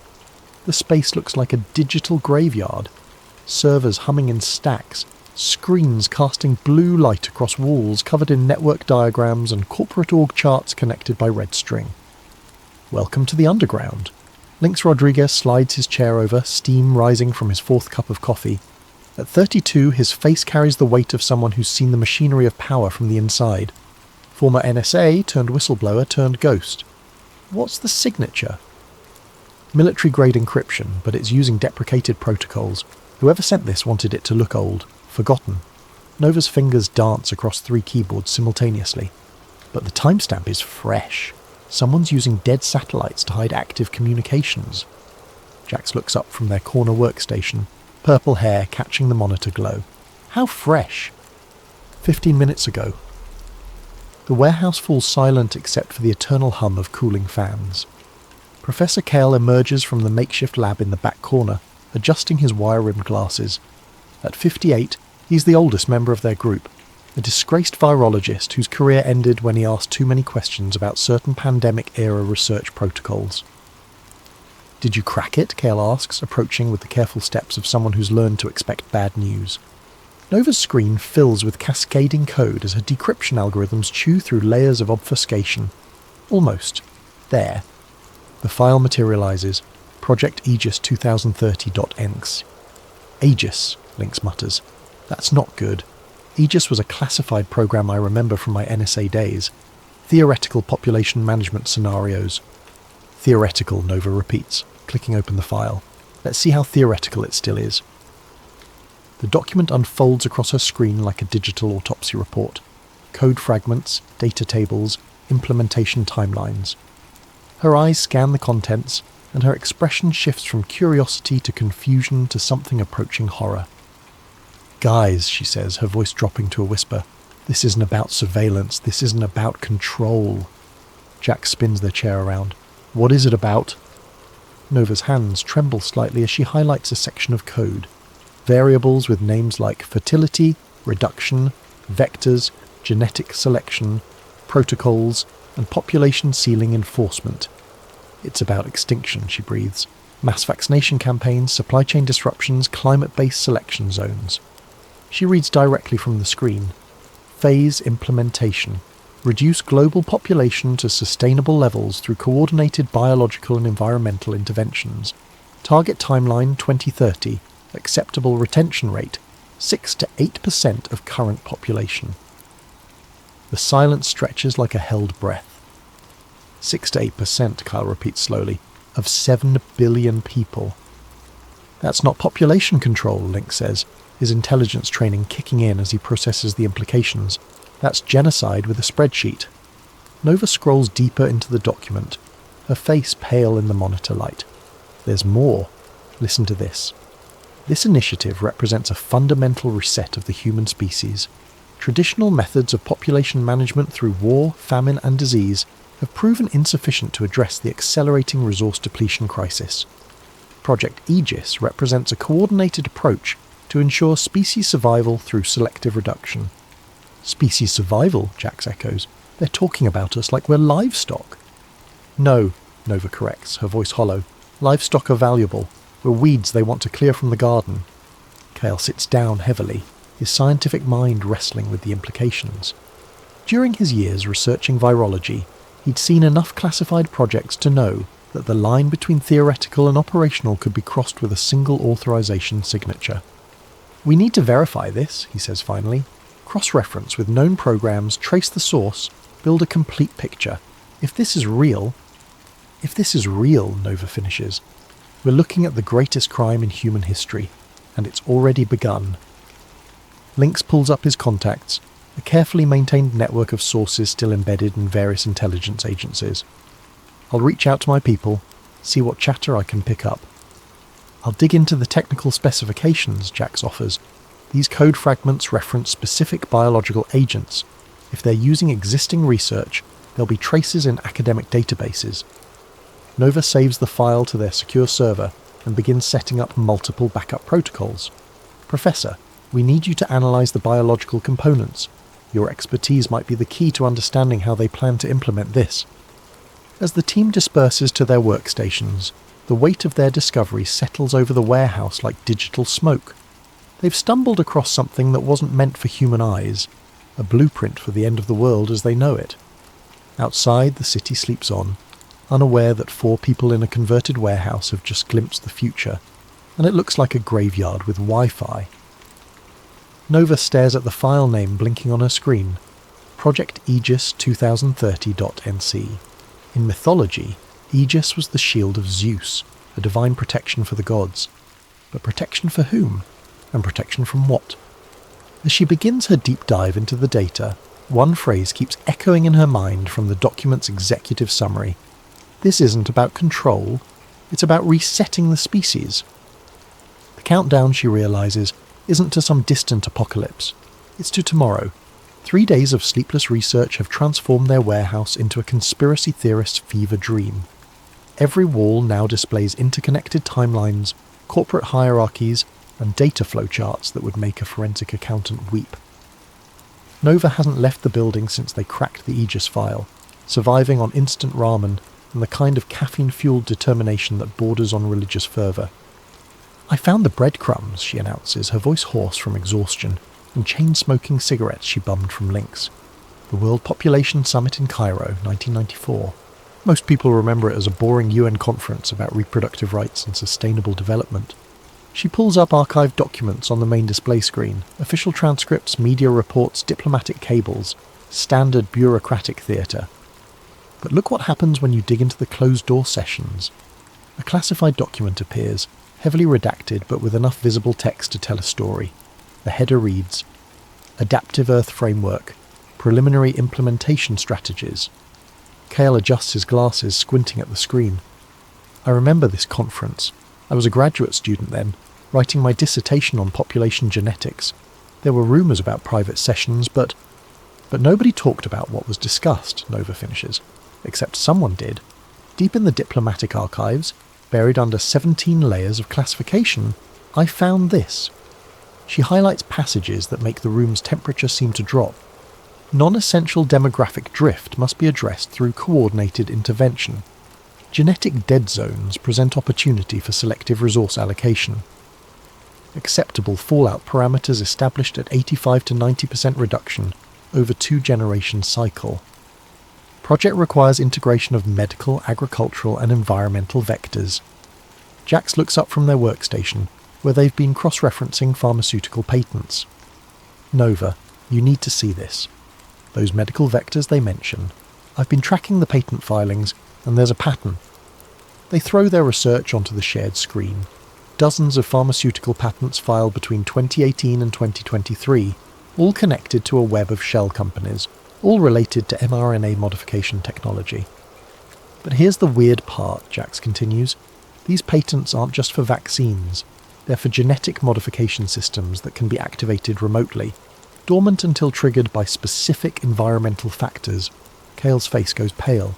That's not possible. The technology to create delayed activation genetic modifications didn't exist in 2018, Jax agrees, but it does now. And according to these patents, it's been deployed. Nova pulls up another document from their Aegis cache. "Remember, Professor, you mentioned seeing strange compounds in vaccine trials during the pandemic? Trials with non-public results?" Cale nods slowly. "There were inconsistencies. Control groups that should have shown specific immune responses but didn't. Novel proteins that had no apparent therapeutic function. When I raised concerns..." "You were discredited and forced out," Nova says. "They called you a conspiracy theorist." "Because I was asking the wrong questions," Cale realises. "I was looking for immediate effects, but if these compounds were designed for delayed activation..." Link slides his chair over, holding a printout of classified communications he's pulled from the old NSA databases. "I've been digging through archived surveillance reports. Remember how during the pandemic, certain rural areas had unusually high vaccination rates, areas that normally resist federal health initiatives?" He spreads out a map showing vaccination distribution patterns across the United States. Strange clusters appear in seemingly random locations. Rural counties in Montana, farming communities in Iowa, small towns along the Appalachian Trail. "These aren't random," Nova says, studying the pattern. "They're systematic. Someone was targeting specific populations." "Or specific genetic profiles," Cale adds quietly. Jax's workstation chimes with an alert. "Guys, I've been monitoring dark web chatter about unusual health trends. Look at this." They project a series of forum posts, social media reports, and medical anomalies from the past 6 months. Unexplained fertility drops in rural communities. Unusual autoimmune responses in adults aged 25 to 45. regional variations in birth defects that don't match known environmental factors, agricultural workers reporting mysterious illnesses that don't respond to standard treatments. Nova connects the dots on their shared display, drawing lines between vaccination sites, health anomalies, and demographic data. The pattern that emerges looks like a slow-motion biological weapon detonating across the landscape. They weren't just treating viruses, she says, echoing Cale's earlier words. They were treating the future human genome. Lynx pulls up another classified document, this one from a more recent surveillance operation. There's more. I found references to something called genetic compatibility mapping in Department of Homeland Security briefings. They've been collecting DNA samples through routine medical procedures and cross-referencing them with... He stops, staring at the screen. With what? Nova prompts. With survival probability models, he finishes. They're not just tracking who might survive their selective reduction. They're actively identifying who they want to eliminate. The warehouse falls silent as the implications settle over them like digital ash. They're not just looking at a conspiracy, they're looking at the implementation phase of humanity's final exam. And most of the class is about to fail. Cale stands up slowly, his scientific mind finally accepting what his moral instincts have been screaming. We need to understand the full scope. If they've weaponized the medical system, the agricultural system, the environmental monitoring system, then they've turned civilization itself into a weapon, Nova completes. As if summoned by their conversation, Jax's monitoring systems light up with alerts. Encrypted traffic spike on the satellite networks, same routing pattern as the original Aegis transmission. Nova rushes to her decryption station. They're talking again. If we can intercept this... The file downloads slowly, each percentage point feeling like an eternity. When it finally opens, it's not code this time. It's a video conference recording. Meeting minutes, Lynx realizes, from yesterday. Nova's hand hovers over the play button. Once they watch this, there's no going back. No pretending they stumbled across theoretical documents or academic exercises. Whatever's on this recording, she says, it's going to show us who's behind this, and what comes next. She clicks play. The screen fills with faces they recognize from news broadcasts and magazine covers. World leaders, tech billionaires, pharmaceutical executives, and scientists, all sitting around a virtual conference table discussing the end of the world with the casual tone of a quarterly earnings call. And in the corner of the screen, a countdown timer. 18 months, 14 days, 7 hours, 23 minutes. The clock is ticking, and they're about to learn exactly what happens when it reaches 0. The video quality is surprisingly good for something intercepted from a rerouted satellite signal. Crystal clear audio, HD resolution, perfect lighting. Almost as if whoever recorded this wanted it to be found by someone with the right skills and motivation. Nova adjusts the audio levels as familiar faces fill the screen. She recognizes at least half of them. Pharmaceutical CEOs who've been in the news, tech moguls who've testified before Congress, government officials whose names appear in leaked documents weekly. But it's the people she doesn't recognize that worry her more. Faces that suggest power operates in layers the public never sees. Audio check, a voice says off-screen. We're recording for the archive. All participants have been verified through biometric confirmation. Proceed with briefing, responds a woman Nova recognizes as the director of the World Health Organization. Phase 3 implementation status. A man in his 60s, distinguished silver hair, appears in a separate window. The nameplate reads, Dr. Harrison Vale, Protean Core Industries. Nova makes a mental note. She's never heard of Protean Core, which means they've done excellent work staying invisible. Phase 3 is proceeding on schedule, Dr. Vale reports. Biometric surveillance systems are now operational in 847 rural zones across 17 countries. Heat mapping, fertility tracking, and genetic sequencing capabilities are running at full capacity. Jax pauses their other work to focus on the video. Genetic sequencing? That's not something you can do remotely. Unless, Cale says slowly, you've already collected samples through other means. On screen, Dr. Vale continues. Integration with consumer health devices has exceeded projections. Voluntary data submission through fitness trackers, smartphones, and IoT medical devices now covers 73% of target demographics in developed nations. Nova feels her blood turn cold. She looks at the fitness tracker on her own wrist, a gift from her sister 2 Christmases ago. The little device that's been monitoring her heart rate, sleep patterns, stress levels. The device that connects to her phone, which connects to the cloud, which connects to... Smart device penetration in rural areas remains challenging, Dr. Vale continues, but our partnerships with agricultural technology companies have provided alternative collection methods. Genetic material harvested through routine veterinary procedures on livestock has proven surprisingly effective for human population mapping. What the hell does that mean? Jax whispers. Kale's face has gone ashen. Cross-species genetic contamination. If they're introducing human genetic markers into livestock, then tracking the animal genetics. They can map human populations through the food chain, Nova finishes. Every hamburger, every glass of milk, every piece of chicken carries genetic data. On screen, the meeting continues. A younger man, maybe 40, appears in a new window. His nameplate reads, Marcus Chen, Global Agricultural Systems. Nova notices the shared surname but feels no family connection, only revulsion. Agricultural vector deployment is exceeding expectations, Marcus reports. mRNA modification systems are now integrated into feed supplies for cattle, poultry and swine across North America and Europe. Human consumption data indicates 94% population exposure through dietary intake. Side effects, asks the WHO director. Minimal immediate impact as designed. However, fertility rates in test regions are down 23% year over year, with accelerating decline patterns. Autoimmune responses are appearing within expected parameters. Nova's hands shake as she realizes what they're watching. These aren't plans being discussed. These are progress reports on operations already in motion. Lynx leans closer to the screen. That voice. I know that voice. A new participant joins the call, their video window appearing in the centre of the screen. The image is deliberately obscured. Shadows and lighting designed to hide identity. But the voice is clear and authoritative.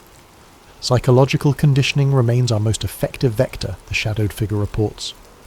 Media saturation campaigns have successfully normalized concepts of population reduction, climate-based selection, and voluntary extinction movements.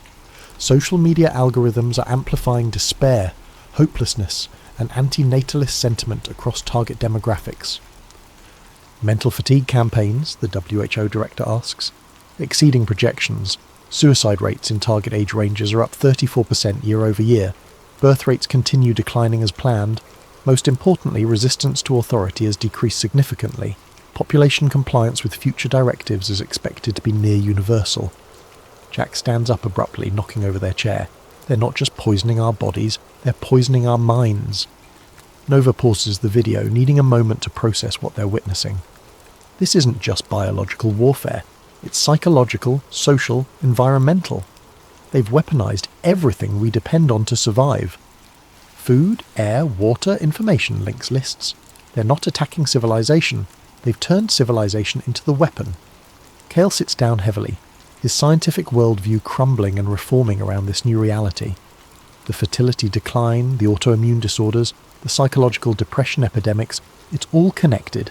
It's all intentional. Nova resumes the video. The shadowed figure continues speaking. Phase 4. Preparation is nearly complete. Environmental triggers are in position. When activated, they will catalyze the biological modifications already present in target populations. Estimated timeline for full effect 18 months. The WHO director nods. Excellent. What about resistance potential? Minimal. Independent researchers who've approached relevant discoveries have been discredited, defunded, or eliminated from academic and professional positions. Media coverage of related topics has been successfully redirected toward established conspiracy theory frameworks, ensuring any accurate information is dismissed as paranoid delusion. Nova feels the walls of their warehouse closing in. How many others have found pieces of this puzzle? How many have been silenced? Dr. Vale, the shadowed figure continues. Status report on asset protection. Dr. Vale reappears on screen. Protection protocols are operational. All essential personnel and their families have received modified treatments. Genetic compatibility with post-implementation environment is confirmed. We estimate a protected population of approximately 500,000 globally. 500,000, Jax repeats numbly, out of 7 billion. The video quality starts to degrade as the satellite connection becomes unstable, but one final exchange comes through clearly. Any concerns about detection? Unlikely.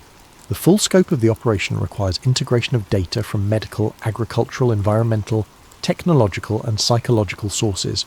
No single research team or intelligence agency has access to all vectors simultaneously. Except, the WHO director adds with something approaching dark humour, they would need to be simultaneously expert in cryptography, intelligence gathering, virology, social engineering, and information systems. The shadowed figure laughs. The probability of such a team existing with access to the right data and the motivation to pursue it is essentially zero. The connection dies, leaving their warehouse in silence.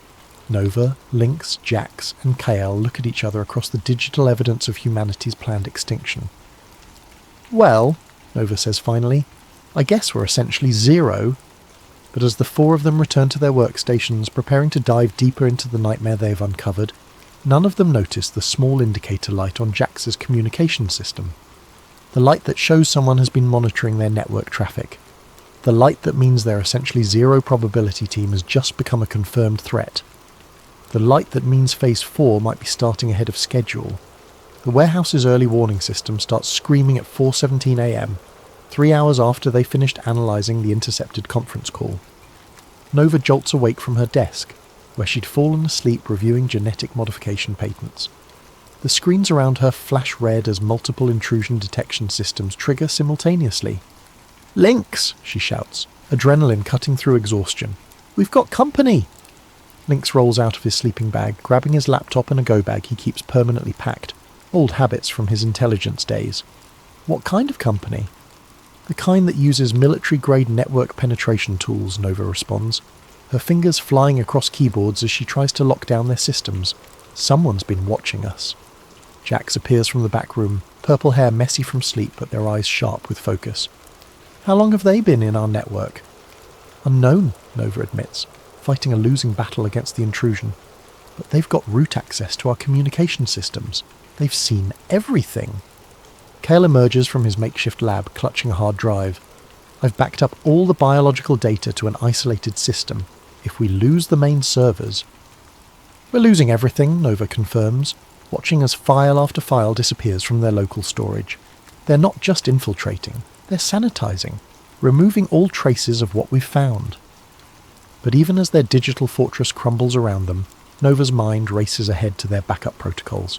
Years of paranoia have taught her to prepare for exactly this scenario. "Jax, activate the mesh network. Lynx, get the satellite uplink ready. We're going distributed." The warehouse transforms as hidden systems come online. What appeared to be a simple hacker den reveals itself as a sophisticated intelligence operation. Jax's workstation unfolds into a multi-array communication hub. Lynx produces equipment that definitely didn't come from civilian sources. Nova's desk reveals hidden servers and backup power systems. "Professor," Nova calls, "how much of your research is stored offline?" "Everything critical," Kale confirms. "I learned not to trust cloud storage after they destroyed my academic career." As their attackers continue dismantling their main systems, the team executes an evacuation protocol they've rehearsed, but hoped never to use. Critical files transfer to multiple secure locations. Communication channels shift to encrypted networks. Physical evidence gets packed into go bags. But Nova isn't running yet. Instead, she's doing something that would seem insane to anyone who doesn't understand her particular brand of digital warfare. She's tracing the intrusion back to its source. "What are you doing?" Lynx demands, watching her work as alarms continue screaming around them. "If they're watching us," Nova says through gritted teeth, "then we're watching them back." Her screen fills with a network traffic analysis, packet traces, and routing information. The attack is sophisticated, routed through multiple proxy servers and anonymization networks. But sophistication creates complexity, and complexity creates vulnerabilities. "There," she breathes, highlighting a data stream. "They're not just stealing our files, they're uploading something." The upload completes just as Nova isolates the data stream, a single file placed carefully in their system logs where it would be discovered during any forensic analysis. Child pornography, Lynx realizes, reading the file metadata. They're setting us up when law enforcement finds this place. We'll be dismissed as perverts and criminals instead of researchers, Nova finishes. Brilliant. Completely discredit us while making sure no one looks too closely at what we actually found. But Nova's trace has revealed something else, the real location of their attackers, and it's not some anonymous hacker collective or foreign government. They're operating out of the Protean Core building, she announces. Dr. Harrison Vale's company. The same people we watched discussing humanity's extinction 3 hours ago. Jax finishes packing their equipment. We need to leave, now. But Nova is still working, her fingers moving with the desperate speed of someone who knows this might be their last chance. Not yet. If they're monitoring us in real time, if they know what we've discovered, then they know we're a threat, which means... Her screen fills with a new data stream. Not an attack this time, but intercepted communications from the Protean Core building. They're having an emergency meeting, she realizes. Right now, about us. She patches the audio through their speakers, and suddenly the warehouse fills with voices they recognize from the earlier recording. Confirmed they have the Phase 3 documentation, Dr. Vale's voice reports. Full technical specifications, implementation timelines, biological modification protocols. How is that possible? The WHO director's voice sounds strained. That information is compartmentalized across 17 different security classifications. Unknown, but their research capabilities suggest state-level intelligence resources. We may have a coordinated opposition. A new voice joins the call, the shadowed figure from the earlier recording, though now speaking with urgent authority rather than calm confidence. Irrelevant. They know enough to compromise the entire operation if they go public. We need immediate containment. What kind of containment? Dr. Vale asks. Total. The team, their research, their facility. Make it look like a lab accident. Chemical fire, explosion, whatever ensures complete evidence destruction. Nova's blood turns to ice as she realizes what they're planning. How long do we have? The WHO director asks. Tactical team is en route, 20 minutes. Nova starts shutting down systems, her movements sharp with controlled panic. We're blown. They're sending a kill team. 20 minutes? Jax checks their watch. That's not enough time to... It's enough time to do one thing, Nova interrupts, pulling up her final contingency protocol. We can't save ourselves, but we can save the evidence. She begins uploading their complete research archive to a decentralized network. Blockchain-based storage systems that can't be deleted or controlled by any single authority. But the upload is massive, and their internet connection is already compromised.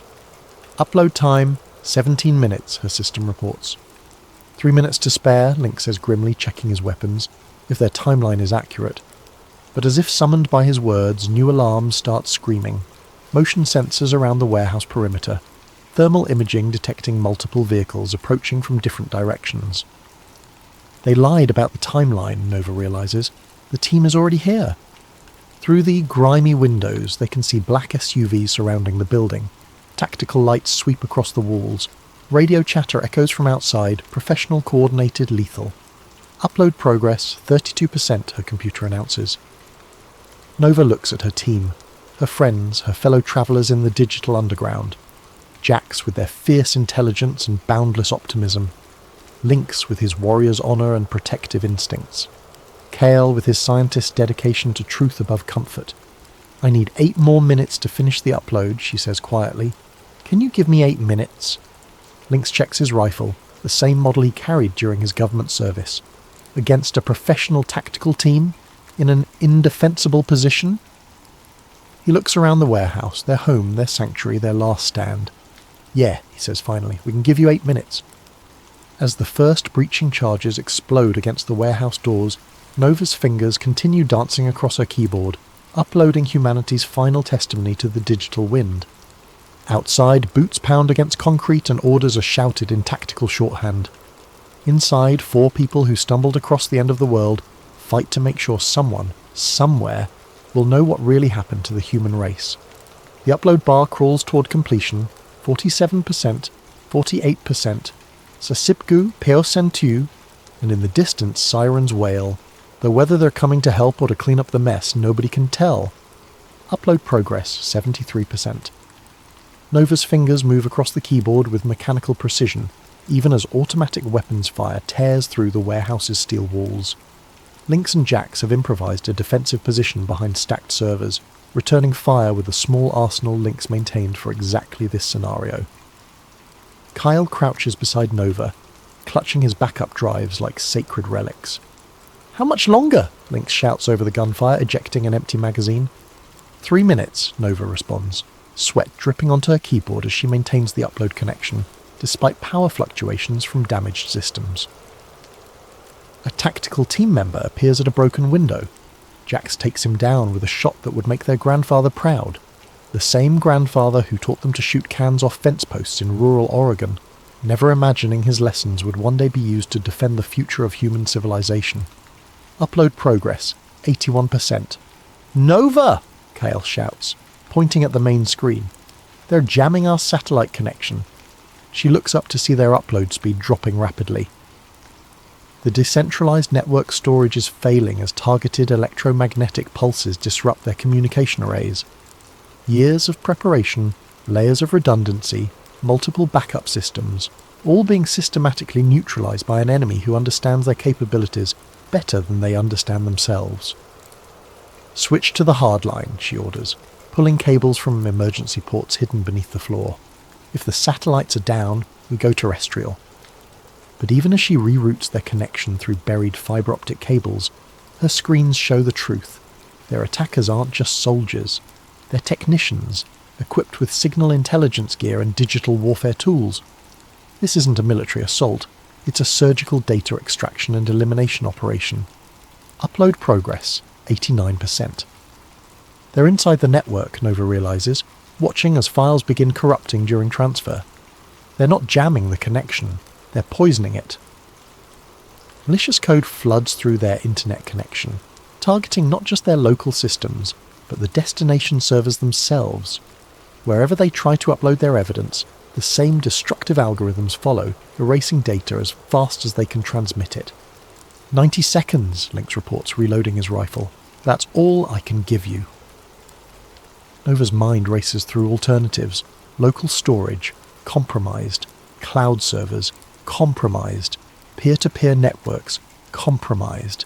Everywhere they turn, the digital tentacles of their enemies have already reached. But there's one option they haven't tried. One network that exists outside the normal channels of internet communication. "Jax!" she shouts. "Emergency radio protocols. Can you reach the ham radio networks?"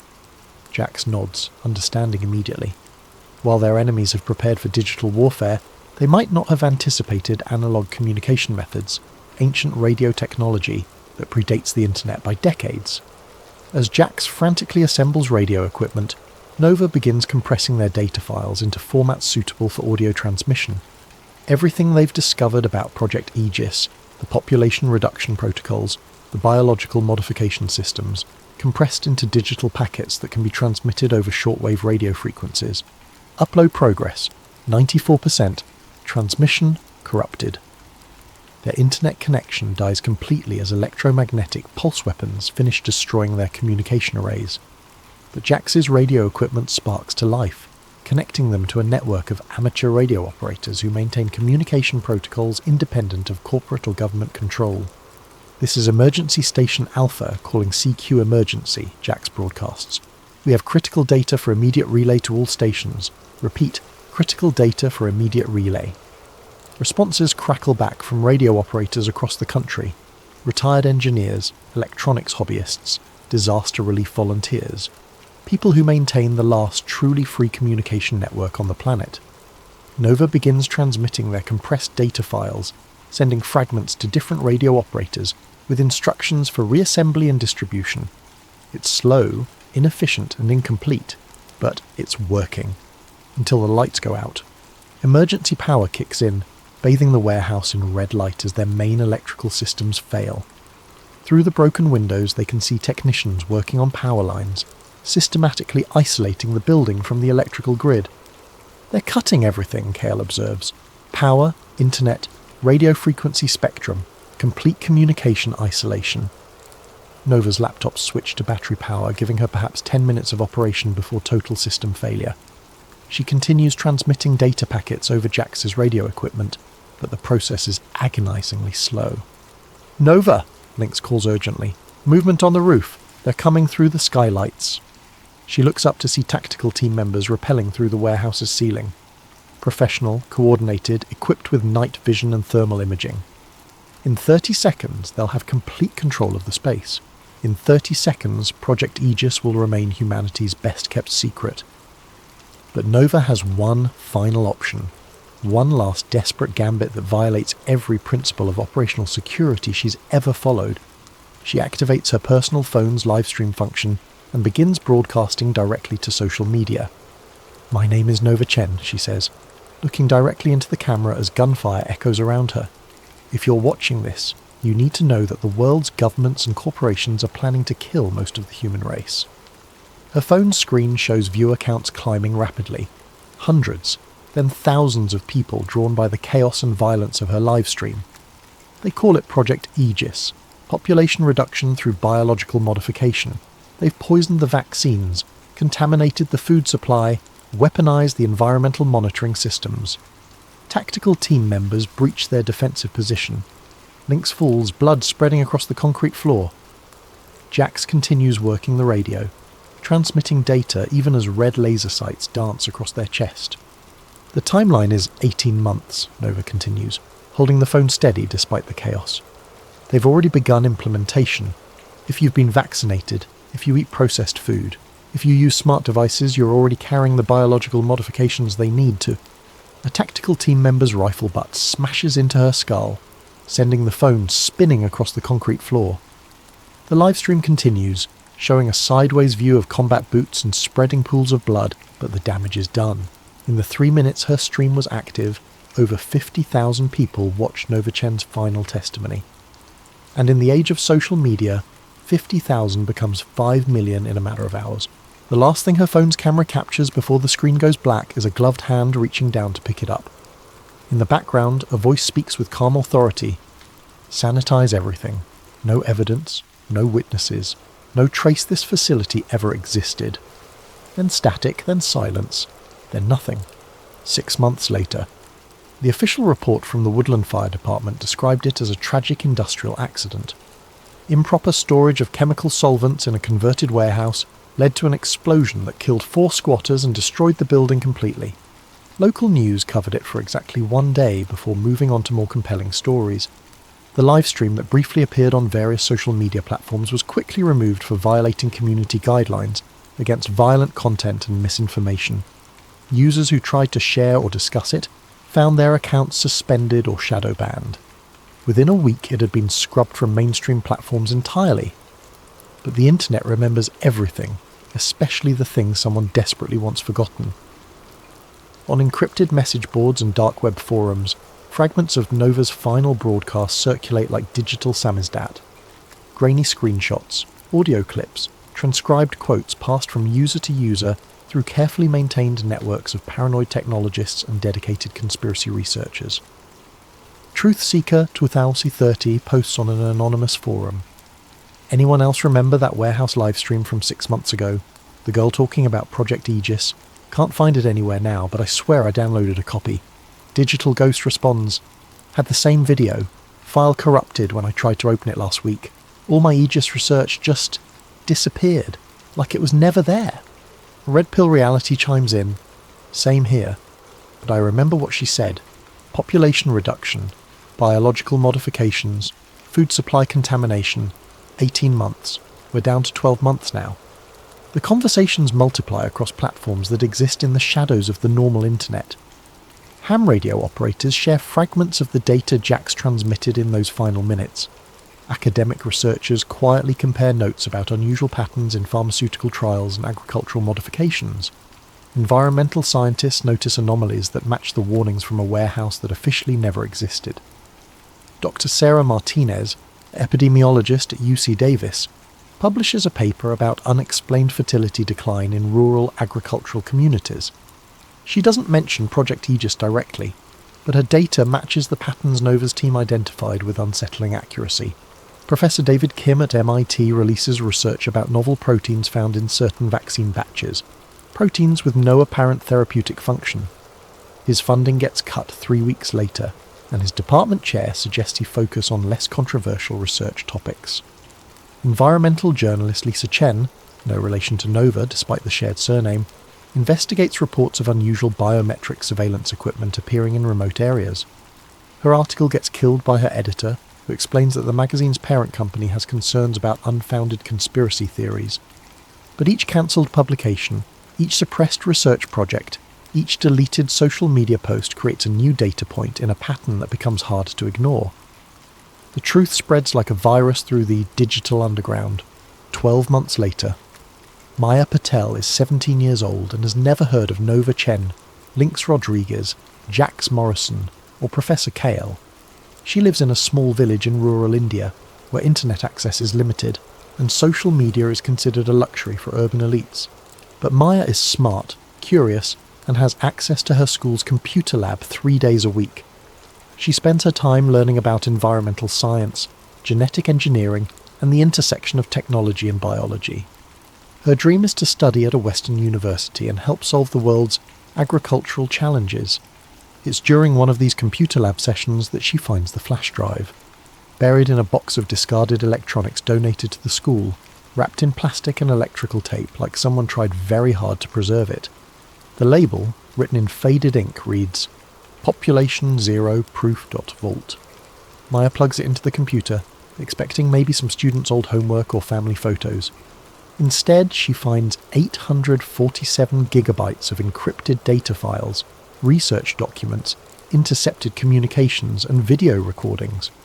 She finds genetic modification protocols, pharmaceutical patents, agricultural contamination systems, and psychological warfare strategies. She finds the complete archive of everything Nova Chen's team discovered about Project Aegis. The encryption is military grade, but Maya is patient and clever.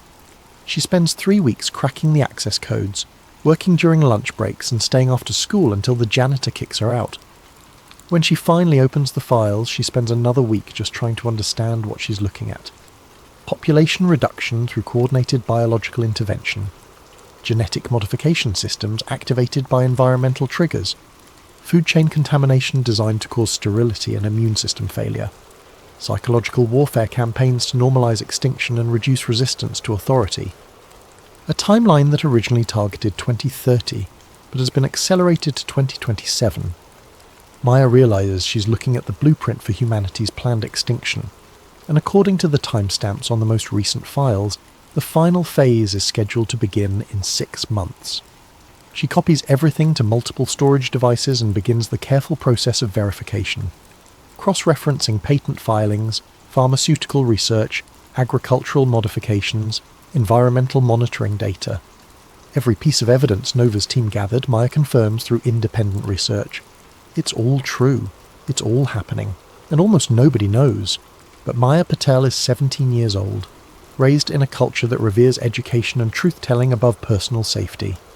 She doesn't consider keeping the information secret. She doesn't wonder if she might be wrong. She doesn't worry about the consequences of speaking truth to power. She uploads everything to every platform she can access.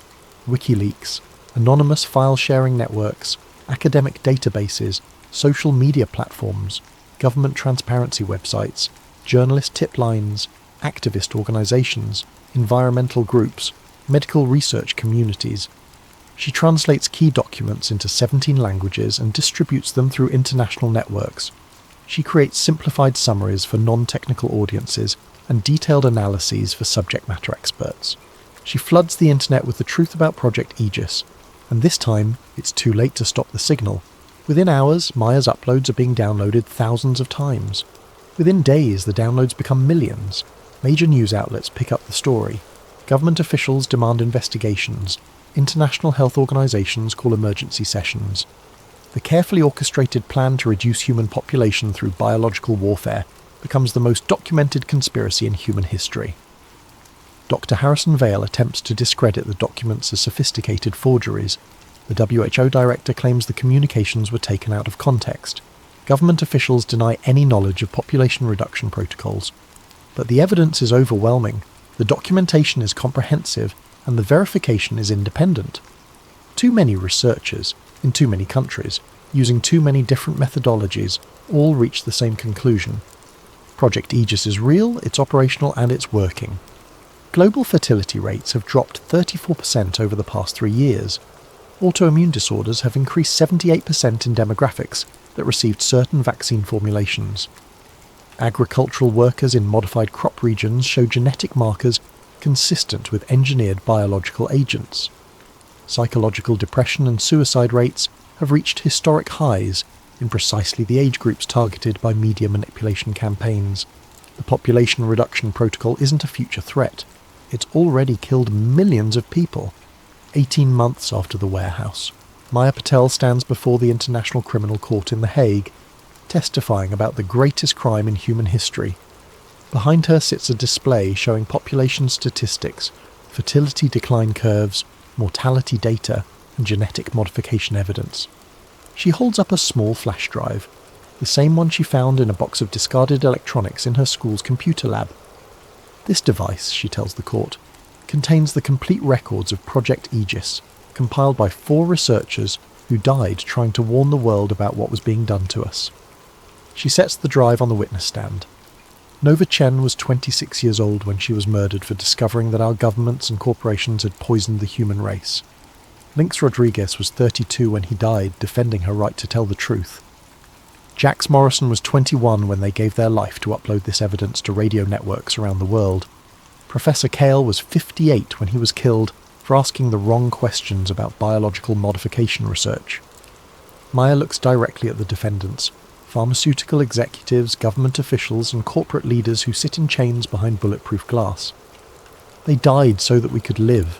They died so that humanity would know what was done to us. They died so that the people responsible for the greatest genocide in history would be held accountable. She picks up the flash drive again. Their names were Nova, Lynx, Jax, and Kyle. They saved our species, and they want you to remember that the truth is always worth fighting for, no matter how powerful the people who want to hide it. The courtroom falls silent as Maya's testimony ends. In the gallery, family members of victims weep quietly. In the press section, journalists furiously type stories that will reach billions of readers within hours, and in a small village in rural India, a 17-year-old girl's computer science teacher watches the live broadcast and smiles proudly at his former student. Sometimes the truth finds a way. Sometimes the good guys win. Sometimes 4 people in a warehouse can save the world, even after they're gone. Epilogue. The network remembers, 5 years later, the Maya Patel Institute for Digital Truth and Transparency occupies a gleaming building in New Geneva, funded by reparations payments from the corporations responsible for Project Aegis. Its mission statement, carved in stone above the entrance, reads, "The network remembers everything, especially the things someone desperately wants forgotten." In the lobby, 4 portraits hang side by side. Nova Chen, cryptographer and digital warrior; Lynx Rodriguez, intelligence analyst and protector; Jax Morrison, social engineer and technological prodigy; Professor Kyle, virologist and truth-teller. Beneath their portraits, a simple inscription: "They found the code that wasn't meant to be found." Tourists and students pass by the portraits daily, most not knowing the full story of how 4 people in a converted warehouse prevented the extinction of human civilization. But the staff of the Institute know, the researchers working on digital rights and technological transparency know, the activists fighting against corporate surveillance and biological manipulation know. And late at night, when the building is empty and the servers hum quietly in climate-controlled rooms, network traffic monitors occasionally detect unusual patterns in the data streams. Fragments of code that shouldn't exist, routed through pathways that don't appear on any network topology. Some say it's just background noise, artifacts of old systems and deprecated protocols. Others believe it's something more, digital ghosts of 4 researchers who refuse to let death stop their work, still uploading, still broadcasting, still fighting to keep the truth alive in the spaces between the data. The network remembers everything, and sometimes, late at night in the digital underground, the network remembers back.